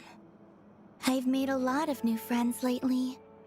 I'm afraid I can't find a fish to match every single one of them. That makes sense. Anyway, we'll keep adding more fishies to the aquarium. You should come back from time to time.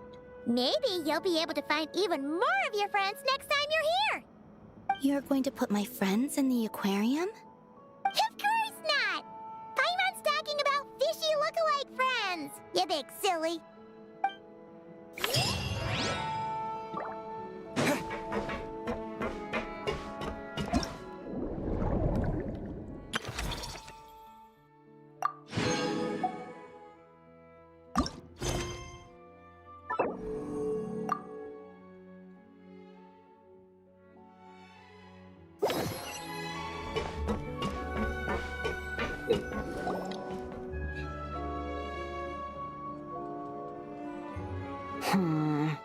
I think this one.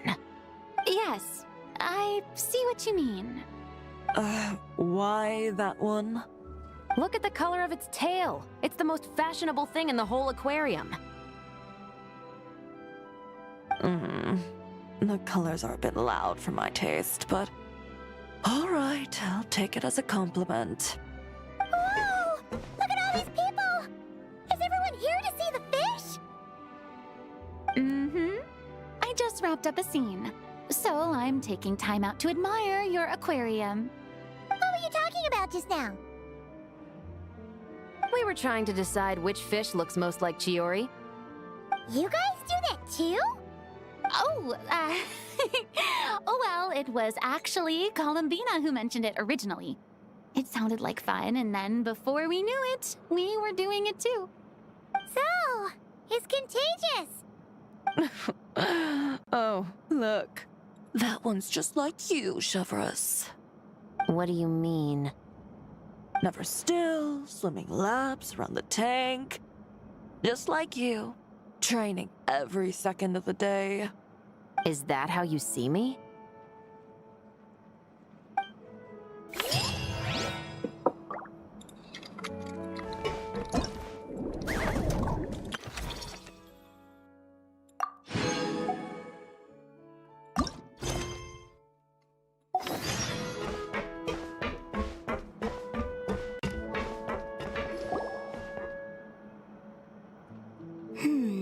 What about this one?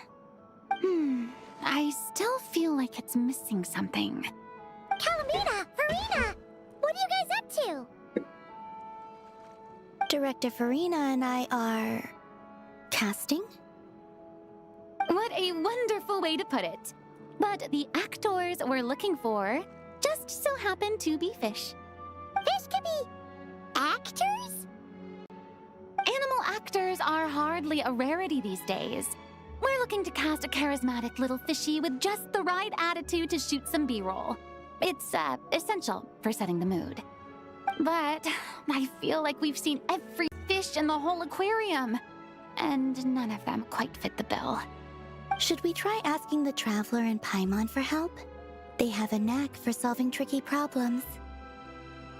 Paimon's happy you have so much faith in us, but when it comes to casting fish... We could try rounding up some more candidates, or even casting on location. Ooh, great idea! You're the ones with aquarium management experience, after all. So you're saying we should be on the lookout for talent whenever we go swimming? Paimon doesn't see why not. Then it's settled. I'll fill you in on the attitude we're looking for later. I guess this makes you talent scouts. You've really picked up the showbiz vocab since you started hanging out with Farina.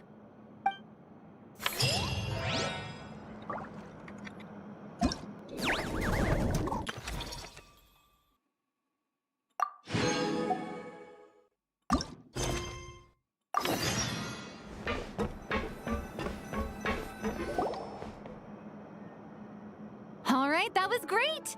Let's just do one more take. Good. And cut! Farina! Oh, plus Columbina and Chiori too! You're You're still here? Mm-hmm. We just wrapped up filming our B-roll. Oh, you mean the fishy acting stuff you were doing? How did it all go?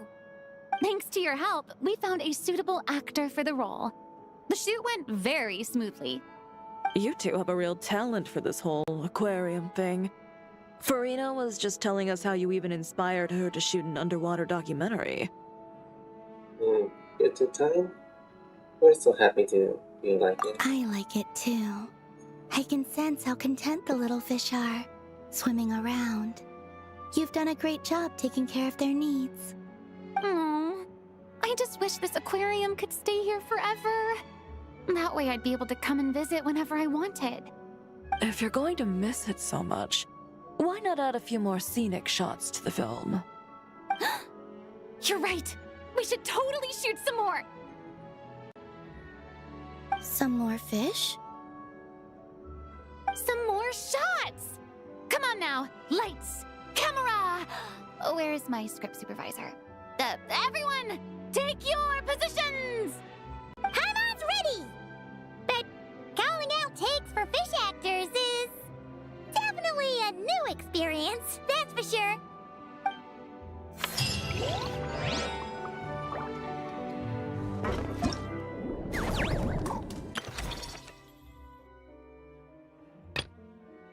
Alright, what to do?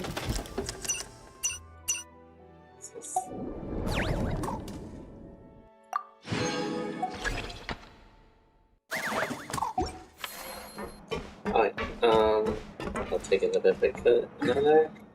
So I'm just gonna get back here. I'm probably gonna be doing 2 more of other side content.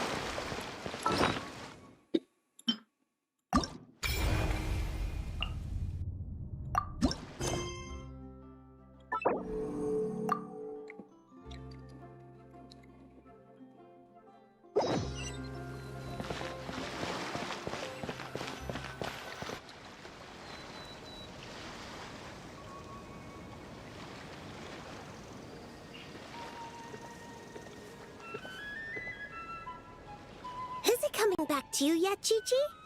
Oh, I'm sorry. There's no need to apologize. We still have a long way before we get to the Palais Mermonia. Let's keep walking for now. I'm sure you'll remember where your home is soon. Look, it's Chi-Chi, and she's with the Melozine. Huh, that's a combo Paimon wasn't expecting to see. Traveler and Paimon. Hello? You know Chi-Chi? Fantastic news! I ran into her while investigating near Lumadu's harbor. Judging by her size, I figured she was a human child. She is a child, right? I am... Our good friend? Right! We go way back! We're the best of friends! Quick thinking. If Chi-Chi had said she was a zombie, it might have scared her half to death. Yes, best of friends. That's right. Well, this is a happy coincidence for sure. To be honest, this is the first time I've ever found myself completely at a loss. I take it you know about her memory issues? She can hardly seem to remember anything besides her own name. Chi-Chi gets like that sometimes. Poor child. I was going to take her back to the Marie-Chaussee Phantom and let her stay there for a while. But I hoped she might get some of her memories back on the road. Since you're such good friends, I take it you know where she lives? It would save such a lot of trouble if I could take her straight home. We know, but it's, a very long way from here. Very long way? I followed a Sealy all the way to Lumidu's harbor. Huh? You remembered something? What happened before that? Before that, Dr. Dr. Baiju took me on his rounds at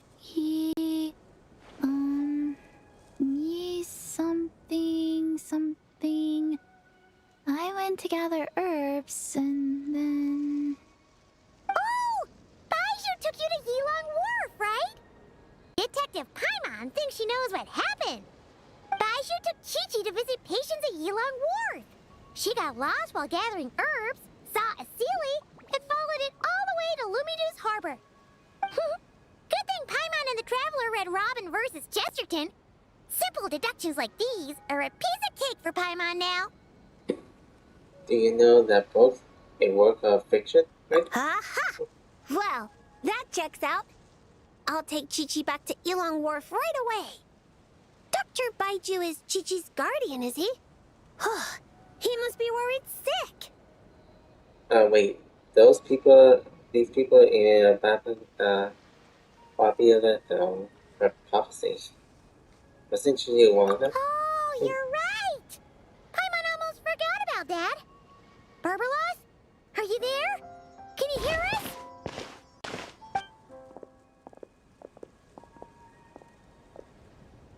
No need to shout. I've been here all along. I simply didn't want to interrupt your conversation. Listening is the default state of any good fortune teller. This Seely's so-called guidance could also be considered the guidance of fate.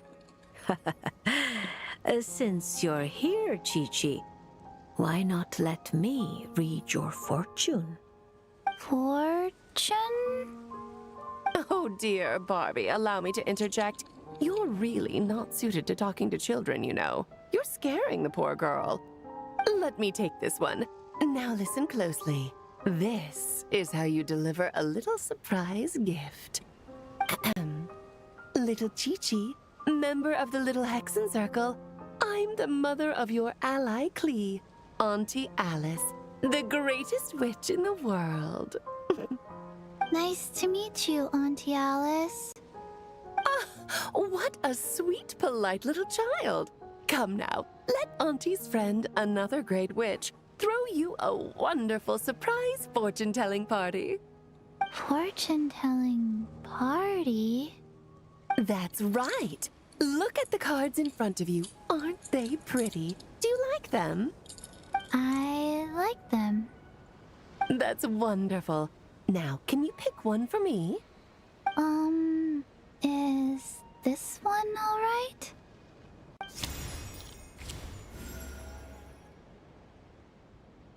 Of course. And because you were so wonderfully well behaved, that card is yours to keep. Thank you. All right, Barbie, break time's over. Come help little Chi-Chi with her reading. No, you don't need to shake me awake. I've been listening the whole time. Upright hanged man. Very few people draw this card. That means you're very special, Chi-Chi.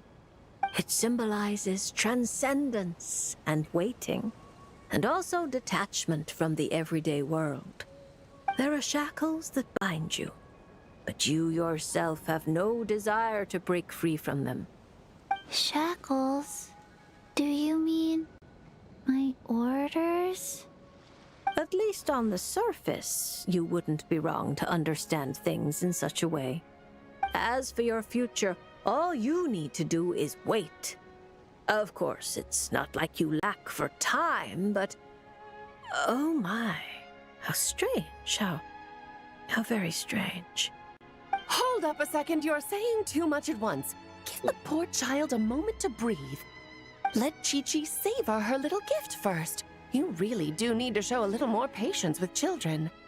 What do you think, Chi-Chi? Do you like your surprise? This card is pretty. Thank you, Auntie Alice. Oh, good girl. You did such a good job remembering Auntie's name. Oh, Auntie would love to chat with you some more, but it's time for you to go home. If Auntie Barbie has more to say, then next time the Hexen Circle meets, she can make a prophecy for every little witch who attends. Wouldn't that be lovely? Could you not add to my workload without asking me first? Then it's settled. See you next time, Chi-Chi. And all of you witnesses. Bye-bye, Auntie Alice and Auntie Alice's best of friends. Phew! Is that all over now? Did those two voices just come from this doll? What kind of toy is this? It's so cute! Where can I... Ugh! No, that's not important right now. Chi-Chi, let's go find that Dr. Baiju of yours. It's time. Chi-Chi should go home. See you next time, Traveler and Paimon. Take care. Stay safe. Card. Gift. Pretty.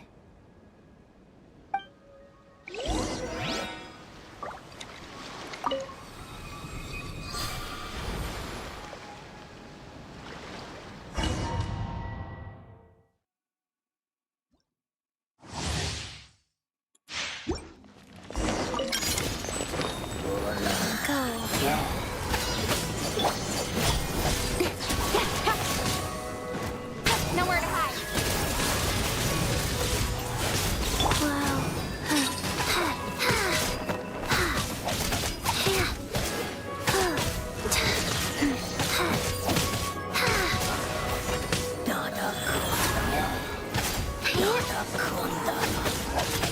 Sacred name. Fortune preserver.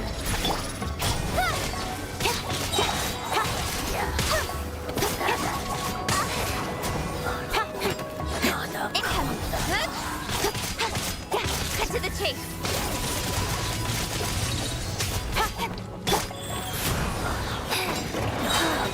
Opening box of Adepti Dress.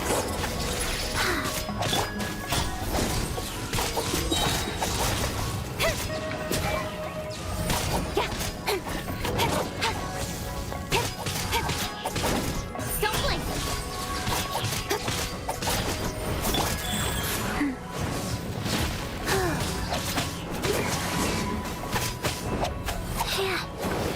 Faster. Orders given. Orders received. With sword comes shadow.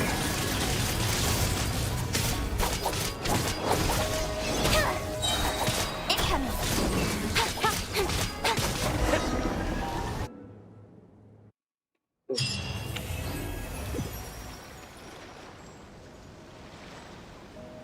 Okay, ventilation unlocked.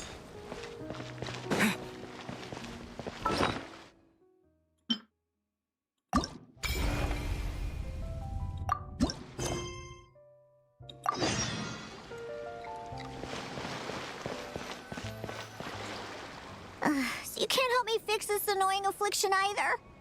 Precisely. It's already too deeply intertwined with your fate. Imagine your destiny is a tree. This affliction is like a new shoot growing from its branches. It's been helping you absorb sunlight and dew this whole time.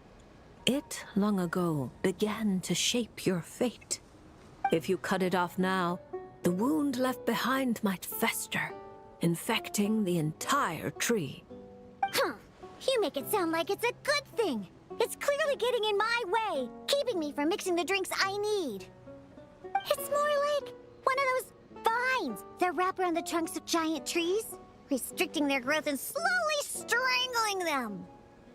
Well, if that were the case, your fate would have rejected it, and we could have easily pruned it away. Unfortunately for you, it's not at all what you say it is. All right, enough talk. That should be enough to convince you I'm a legitimate fortune teller, yes? Now, just like I told you, come here and pick a card at random. And let me give you a little advice about your future. So I just pick one at random, Okay. How about this one? No, wait! This one! Don't overthink it. No matter how you choose, you can only ever draw the card that's destined for you. Ooh, this fortune teller's laugh is so creepy! She's just like an old witch from a fairy tale. But since she's so good at it, her advice could prove really helpful. I have to choose my card carefully. You scared? You scaring her?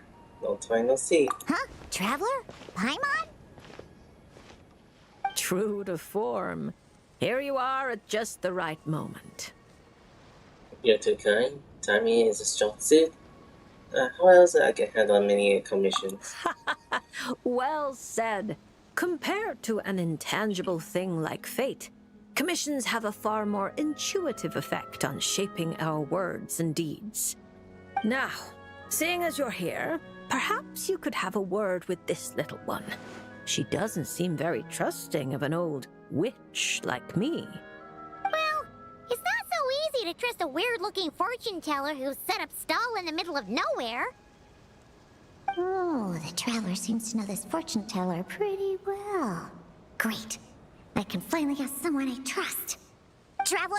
Paimon? Come over here for a sec. I need to talk to you in private. I just wanted to ask about. I was about to ask. Are you doing a fortune fontaine? Looking for new ingredients, of course. My previous approach to mixing drinks was far too narrow-minded. I kept limiting myself to actual food. Paimon wouldn't exactly call the things you put in your drinks food, Diona. Well, it's all technically edible, as long as you grit your teeth and close your eyes. It's stuff you can force yourself to swallow. So you're planning to find a complete and inedible ingredient? Exactly! I've already found a bunch of rusted screws, scrapped cables, coagulated chunks of grease, dust bunnies, toe jam. And it's all thanks to that guy from the Fontaine Research Institute who makes Fanta. He's been a real help. Henry?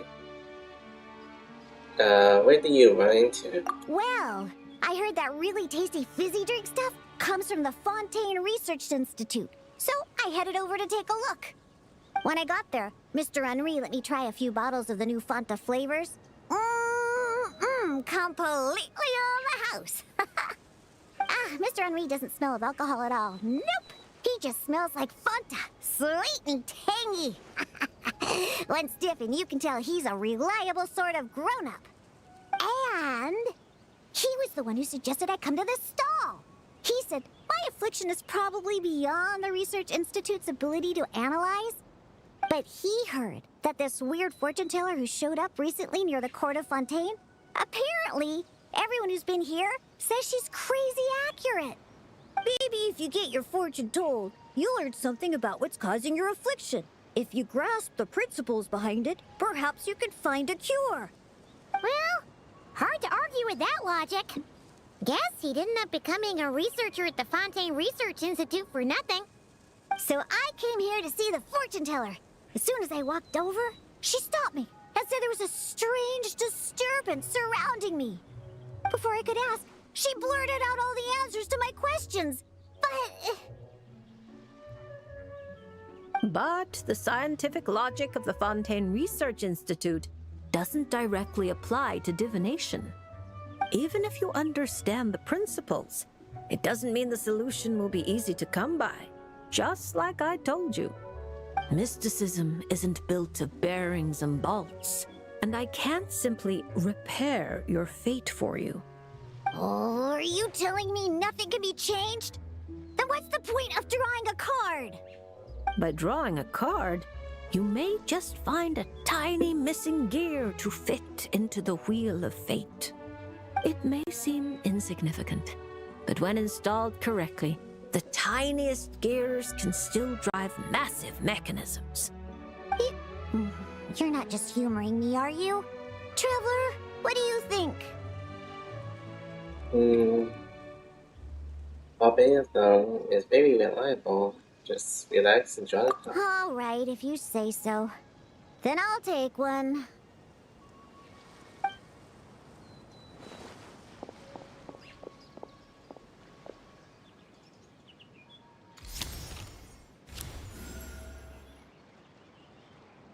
Alright, here we go.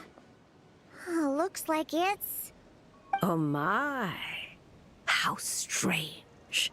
To think the disturbance surrounding you has grown with such vigor.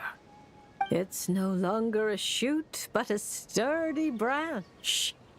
How curious. Huh? What are you saying? Does this mean the drinks I mix will taste even better from now on? That doesn't sound like a bad thing. So, not giving everything you know about the Diana Molding Station. If we judge solely by your affliction, that would indeed be the case. Furthermore, the card you drew is the reversed High Priestess, which means you've been too focused on the illusions before the veil, which is precisely why you've been unable to pass through it for so long. That doesn't sound like it has anything to do with mixing drinks. I thought this card would tell me what ingredients I need to use. The lunar arcana aren't known for creating recipes. At least, not yet. But mixing drinks isn't the only way to find the answers you're looking for. The answer is to teach those old booze hounds a lesson, so they never get drunk and cause trouble again. You're certainly driven, but while your body moves forward, your heart remains stuck. That's not true. I hate those weird old drunkards from the bottom of my heart, especially... I see. Then, have you talked to the one who fills your heart the most? What? How did you know I was thinking about one person in particular? I didn't even... Through divination, of course. Perhaps you should cast aside your impatience and confused emotions and tell him how you truly feel. You might find it more effective than trying to mix the most disgusting drinks in the world. There's no way he'll listen. Once he started drinking, he doesn't listen to anyone. Perhaps that was true before. But now, you found a tiny gear from the Wheel of Fate. Return to its rightful place. Certain things might undergo subtle changes. You mean that? But it is just a card. Of course not that. I'm talking about your heart. Something which has already begun to change. My heart hasn't changed at all. Now, I need to go look for ingredients. How much is the divination fee? I can pay it in full. Oh my, what a well-mannered child. Much more endearing than that other little brat. But there's no need for a fee. Just consider this a gift from a witch. Thank you. If you ever come to Mondstadt, I can treat you to a drink. I guarantee it'll taste delicious. Mondstadt, you say? Yes, if I get the chance, that might not be such a terrible idea. And thank you for helping me out, Traveler in Paimon. You're welcome. If you ever need help, let me know.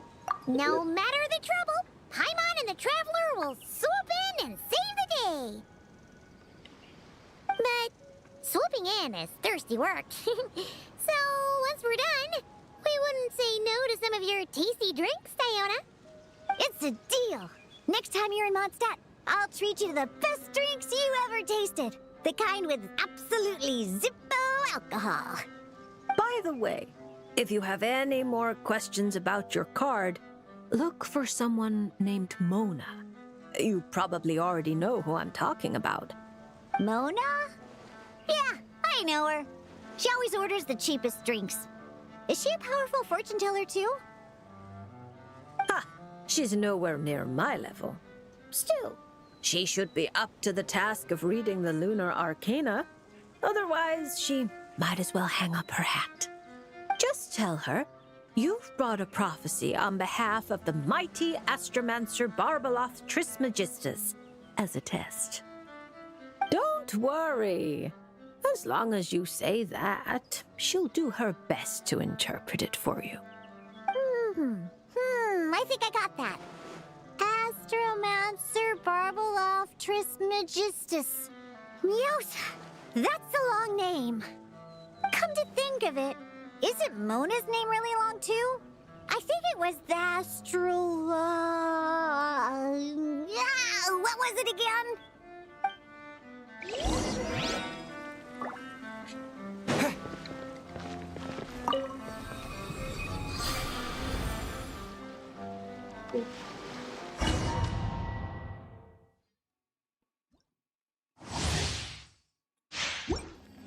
Alright, let's test out that ability.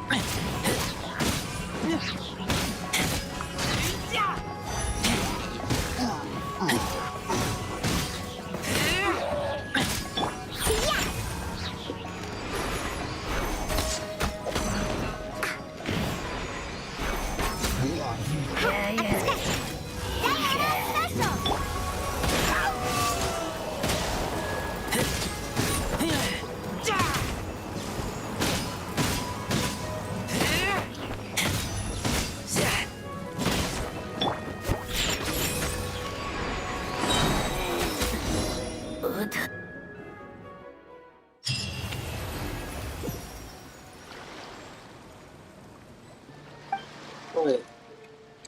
I'll do the last one.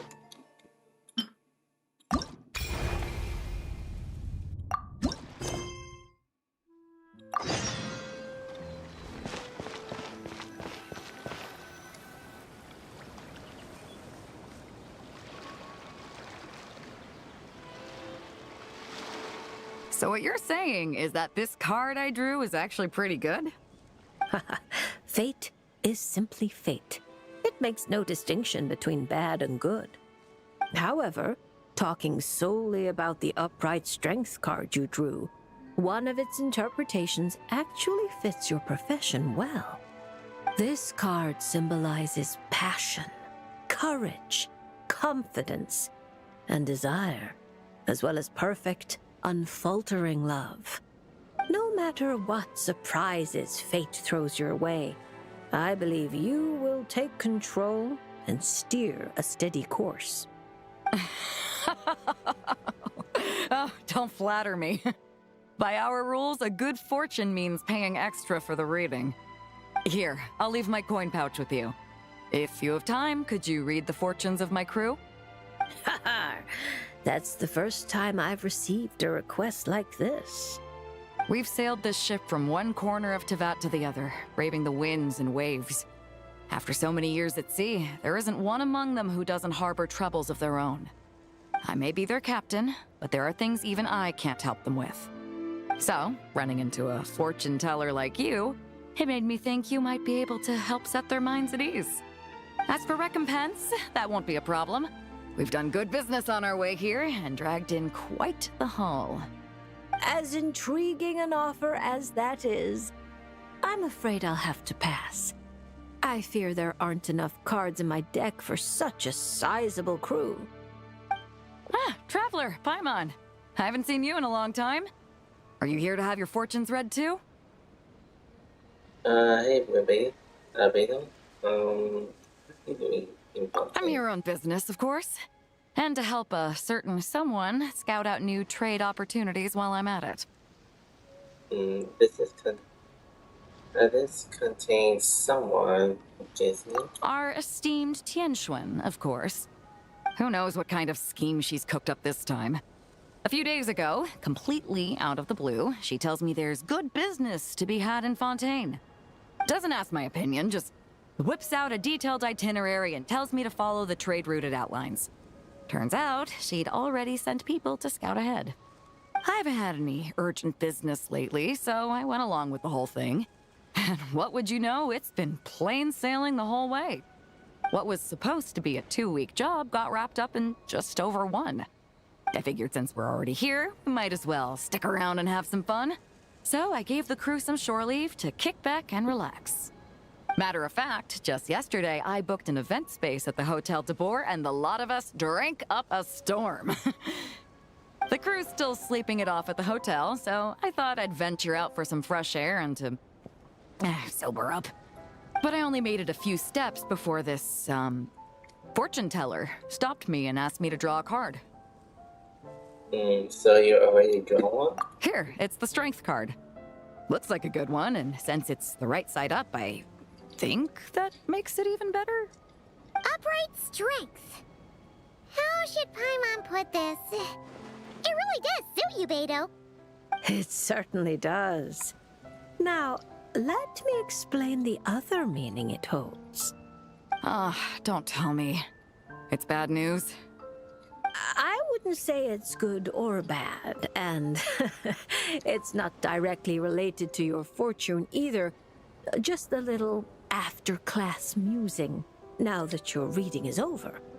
It's clear that you possess both powerful outer strength and an indomitable inner spirit.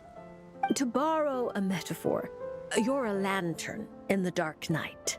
You dispel the darkness and guide lost souls on their forward paths. But you must know that it's not only the lost and weak who are attracted to the glow. Bugs cling to the lantern, competing for light and heat. Believing that it can keep them warm, the light burns more intensely. Only by doing so will its radiance not dim. Now, it would be best if someone could drive these bugs away. Because if no one does, perhaps one day the flame will consume its remaining fuel, all for the sake of a few unworthy pests. If that's your concern, I don't think there's any need to worry. I have a friend who knows how to help people figure things out, and, well, she enjoys taking care of pests who hide out in the corners.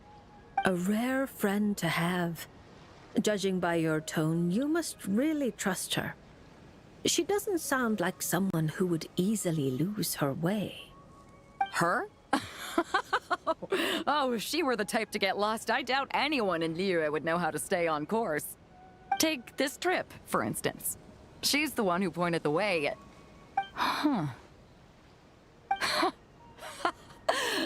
It all makes sense now. I was just thinking, if she really wanted to do business, there's no way she'd let me kick back and relax. I suppose this is when you should expect it from the ancient swing. Even to give someone time off required for elaborate rest. So basically, Ningguang just wanted to give you a holiday. But why make you take such a massive detour? Well, I'm sure she'd say something like, some detours are needed. Only by taking them can the shortcuts be found. I'll never be able to unravel the twists and turns of her mind. Well, she still needs me to help expand her trade routes, though, so it's not like she'd do me harm. As her strength card, I'll remain up front, breaking the waves and forging a path ahead. Whoa! Oh, look at the time. I'd better head back and check on my crew. See if I can't sober them up a little, get them shipshape and ready to sail. Traveler, Paimon, Lady Fortune Teller, I hope to see you around. This card is a rare treasure. Can I keep it? Oh, probably not, right? I'll just take one last look. A light that guides the lost, and those who come for more than its glow. Interesting. If I have the time, I should pay another visit to Liyue.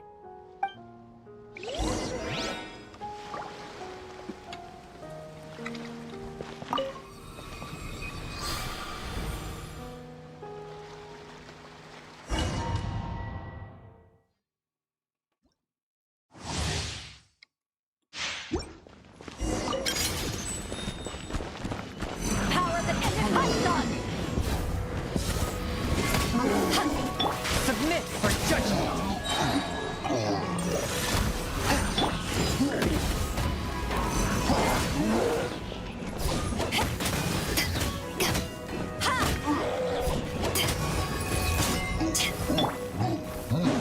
Spirit Blade!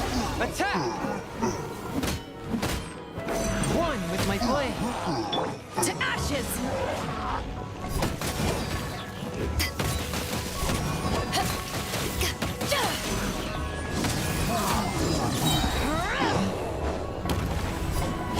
From whence you came, a touch of frost.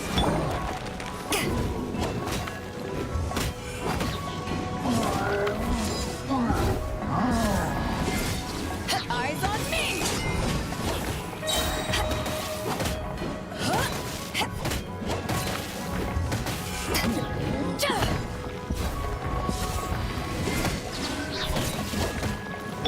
Spirit Blade! Attack! One with my blade! Power the Epic Star!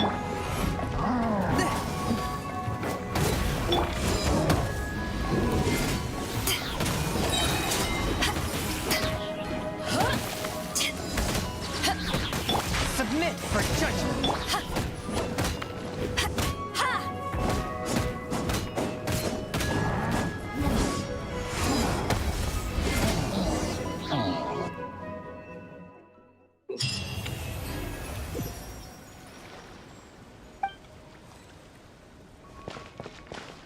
Is there anything else to say?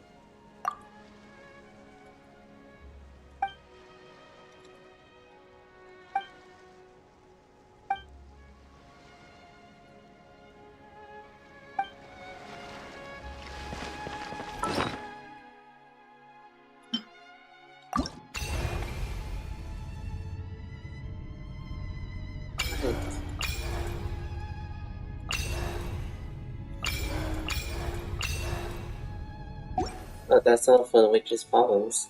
Or a solution. Perhaps that's pretty much what I could do for today. Let me just do some do a bit of scavenger and just put sources out there. Let's just do a lot of catching. So I'm ready for just doing some scavenger hunts. Let's begin with this.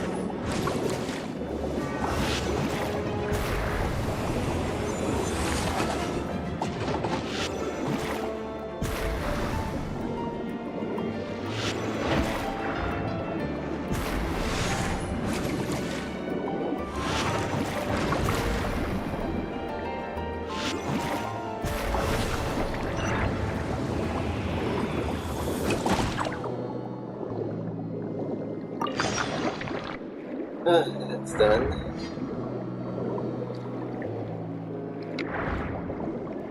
I was not expecting to be this hard.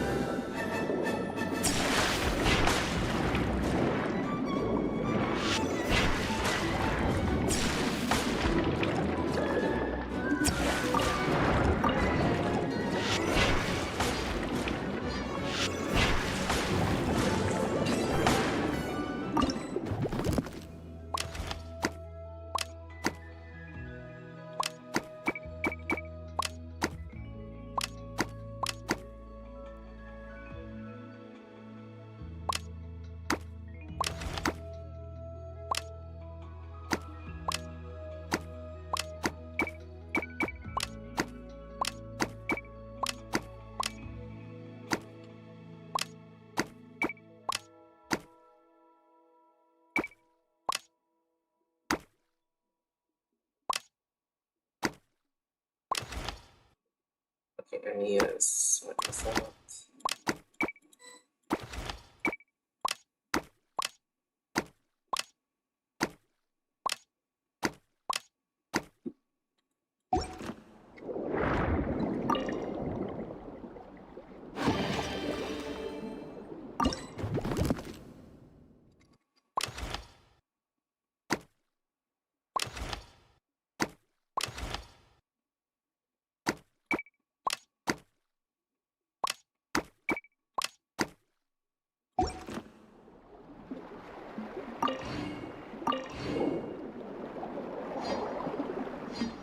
Nope, time for me to extract. I think I'm missing some of them that I need to get.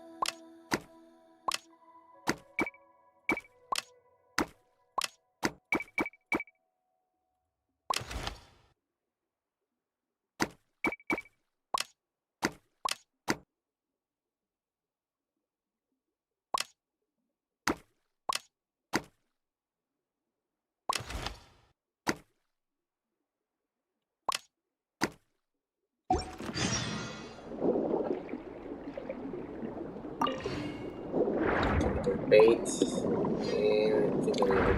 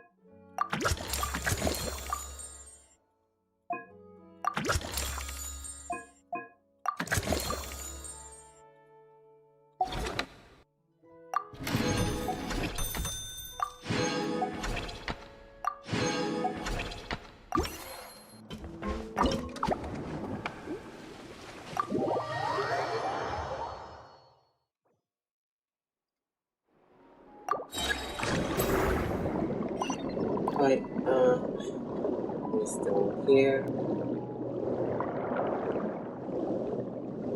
I just need something else that, gives me a buy out to keep the, one that can go against the creature. Probably need this.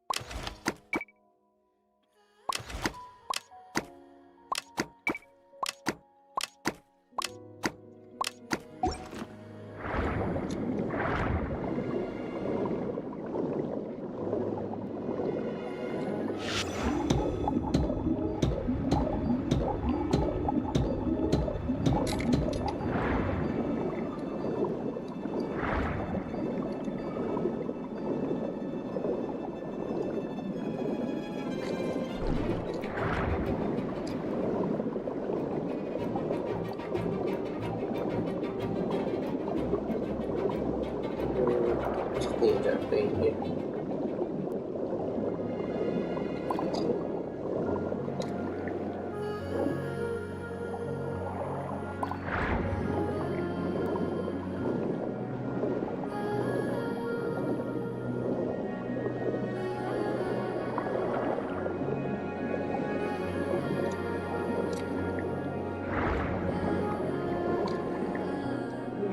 So,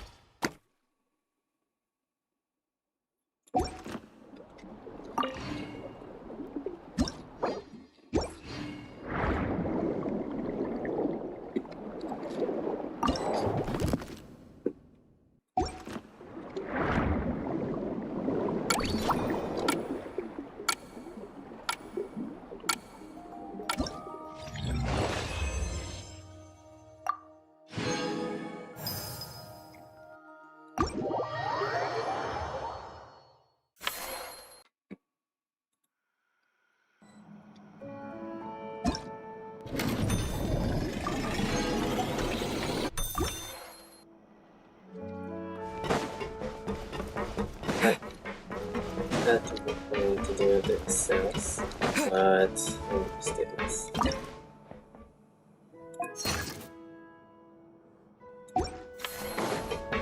So I'm gonna drill.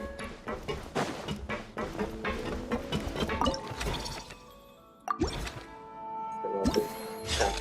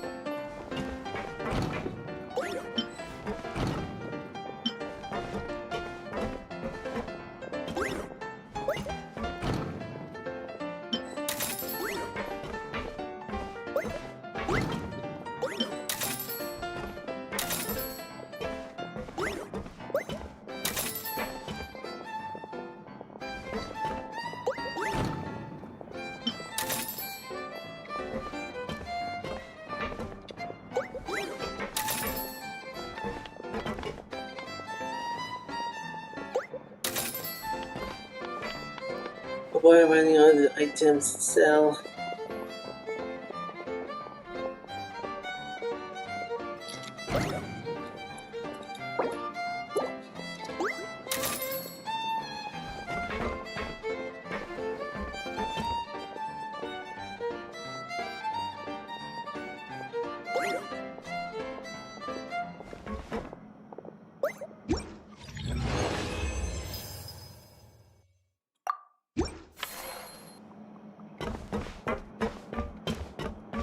Okay, one second now. got much. Okay.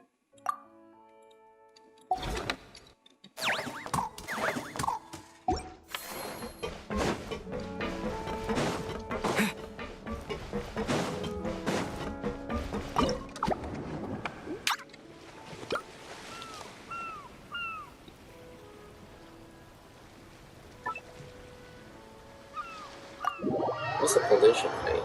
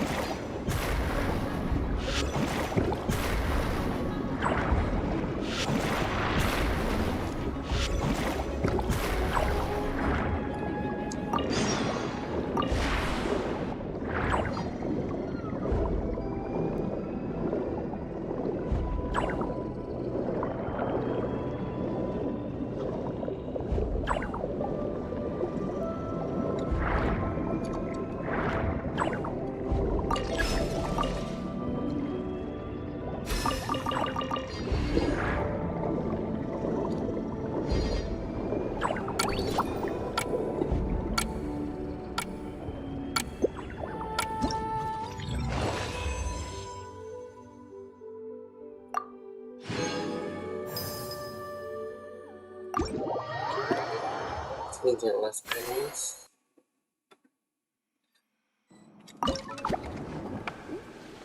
Oh yeah, I'm not gonna do that.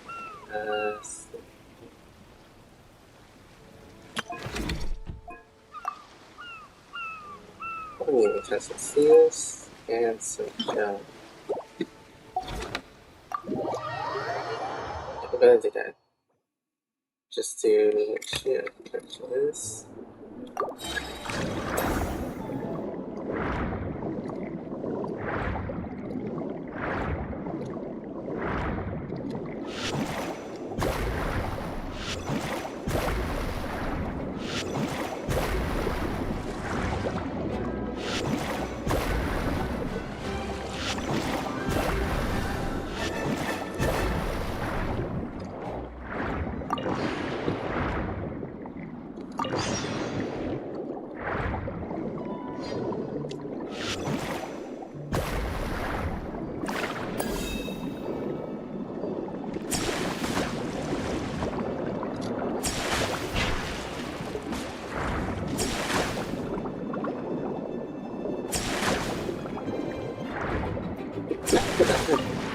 Damn it.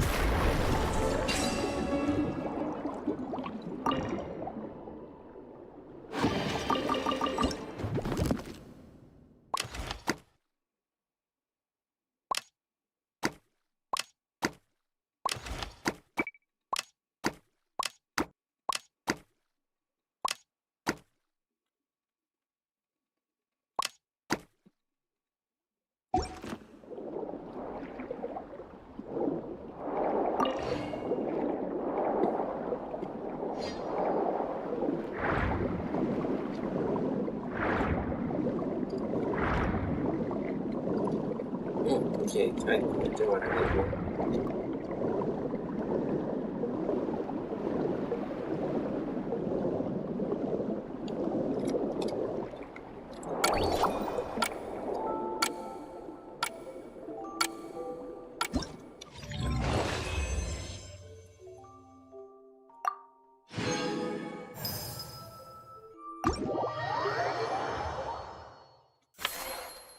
Since I'm gonna be doing a bit of this is gonna be a little longer.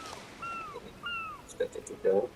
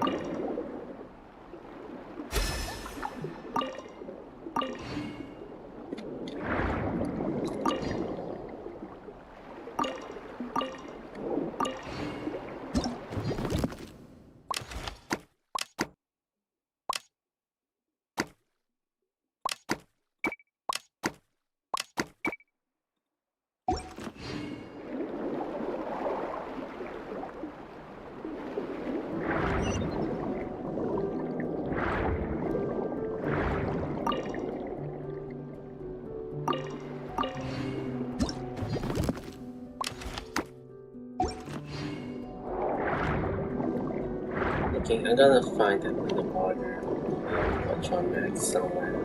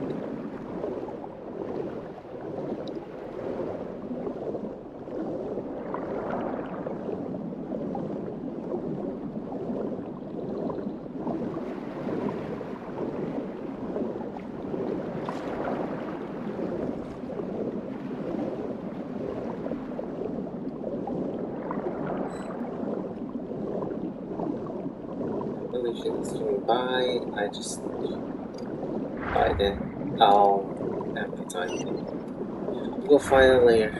Just get it back.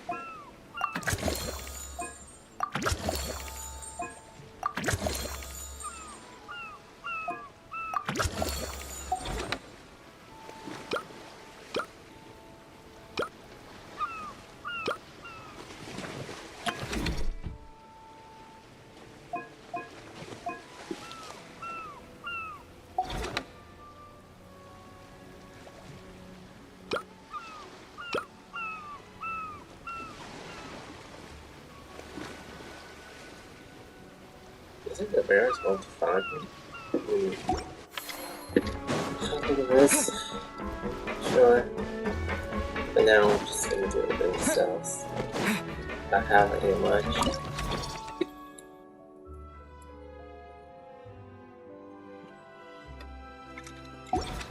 But should have found me.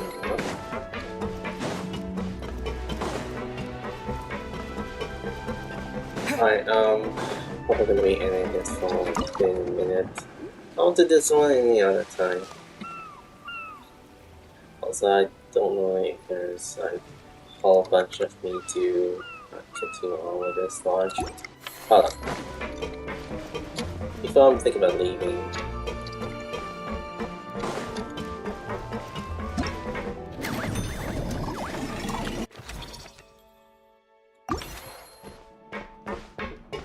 I want to do this one last mission.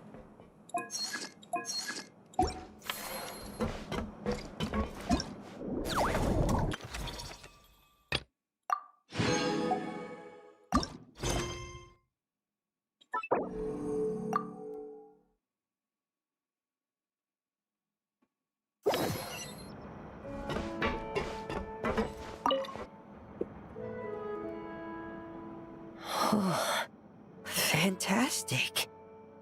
That's pretty much all of the major junk retrieved.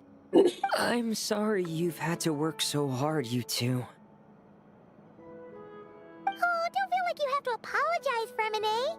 The way Paimon sees it, we haven't been working. We've been fishing up goodies. We helped to restore the environment, and we found a whole bunch of the treasure. Thank you. I've had such a happy and fulfilling time. And it's all thanks to you. You're welcome. Besides, it was a team effort. And Paimon thinks you've made some real progress. You've been a great help both underwater and on land. There's no need to blush. Oh, all right. I'm sorry. Besides, thank you. I really don't know what else to say at times like these. Maybe I still need a little more practice? Take your time. There's no hurry. Just keep working on it at your own pace.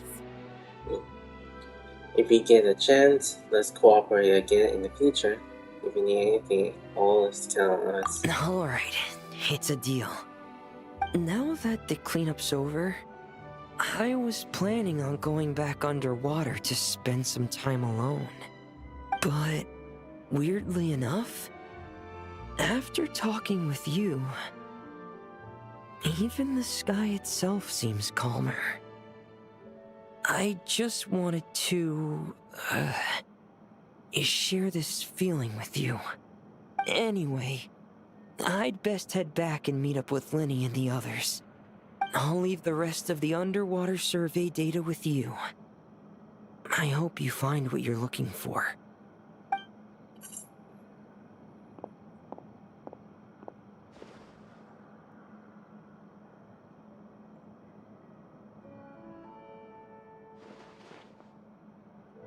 Hey, I could hear you celebrating from above decks. Has something good happened? Yeah! All that junk that was upsetting the fishies has pretty much been cleared away. We also found the rest of the piano pieces. Really? Let me take a look. Well, I'll be. With these components, I can finally fix the piano. It might not be exactly how it was before, but it should be able to play beautiful music again. Oh, you sound really happy, Sandrone. Do I?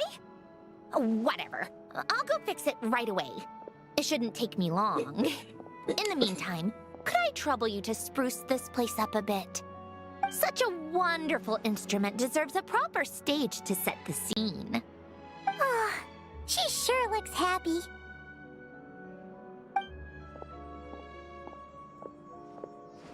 Whoa! What a beautiful piano!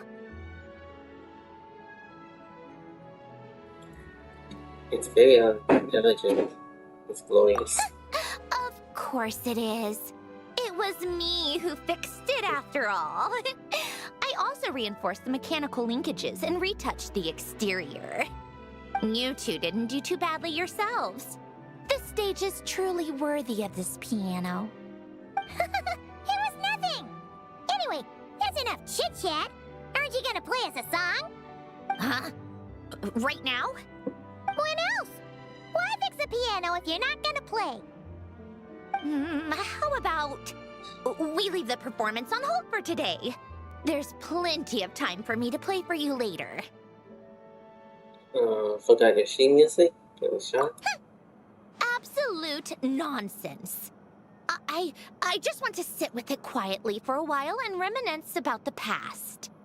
And don't think a few cheap taunts are gonna get me to play. Practice first, performance later.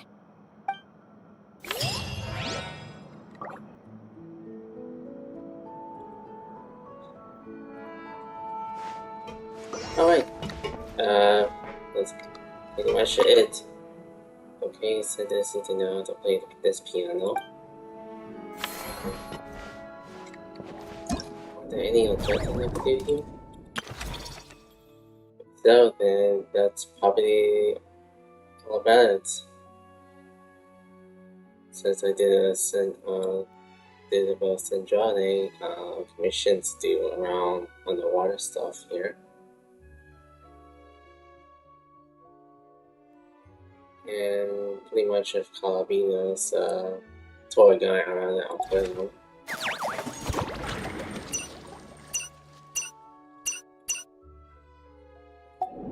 I'm sure that will be all of it. I'll keep an eye on the last phrase. I think that would be good. I'm not sure. If so, then there's gotta be more of it as I progress around this area.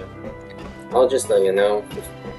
I'll just let you know if things are settling things in as things a bit progress. I know it's not even actually part of something I usually do around this Fontinalia strat here. So I will try to see if I can unlock the Elite Strive 8 as much as I usually go through here. It seems to me that's all for the commissions thing. That's all for like side characters that is suitable to appear here. But I'm not sure that this will actually be the last time that there will be some appearance for a bit, for a while. Well, I'm just gonna end over here. So this is gonna be a long grind for me to finish up with the business branch as much as I could. And if so, then hopefully something will actually come up with new locks. Then I'm gonna take a bit of cautious to do a lot of those as much as I can.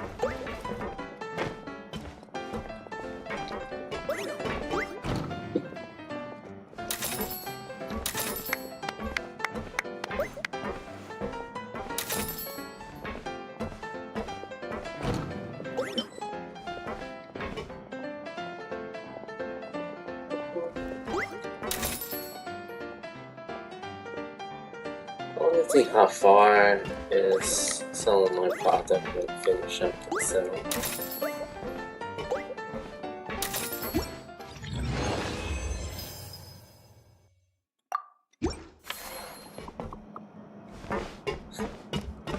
Alright, it's not even that close. Alright then.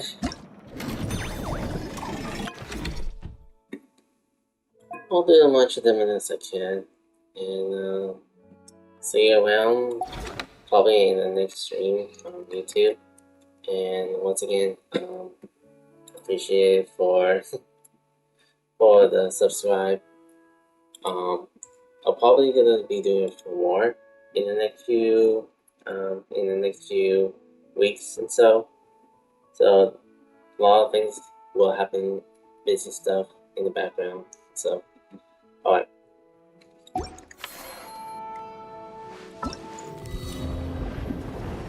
I did a bit of a test run and did a bit of the Witches of Revelation that I did, so there will be ongoing stuff around here. so far. So, yeah. I'll catch you around, and like, comment, subscribe. See you around the next few weeks.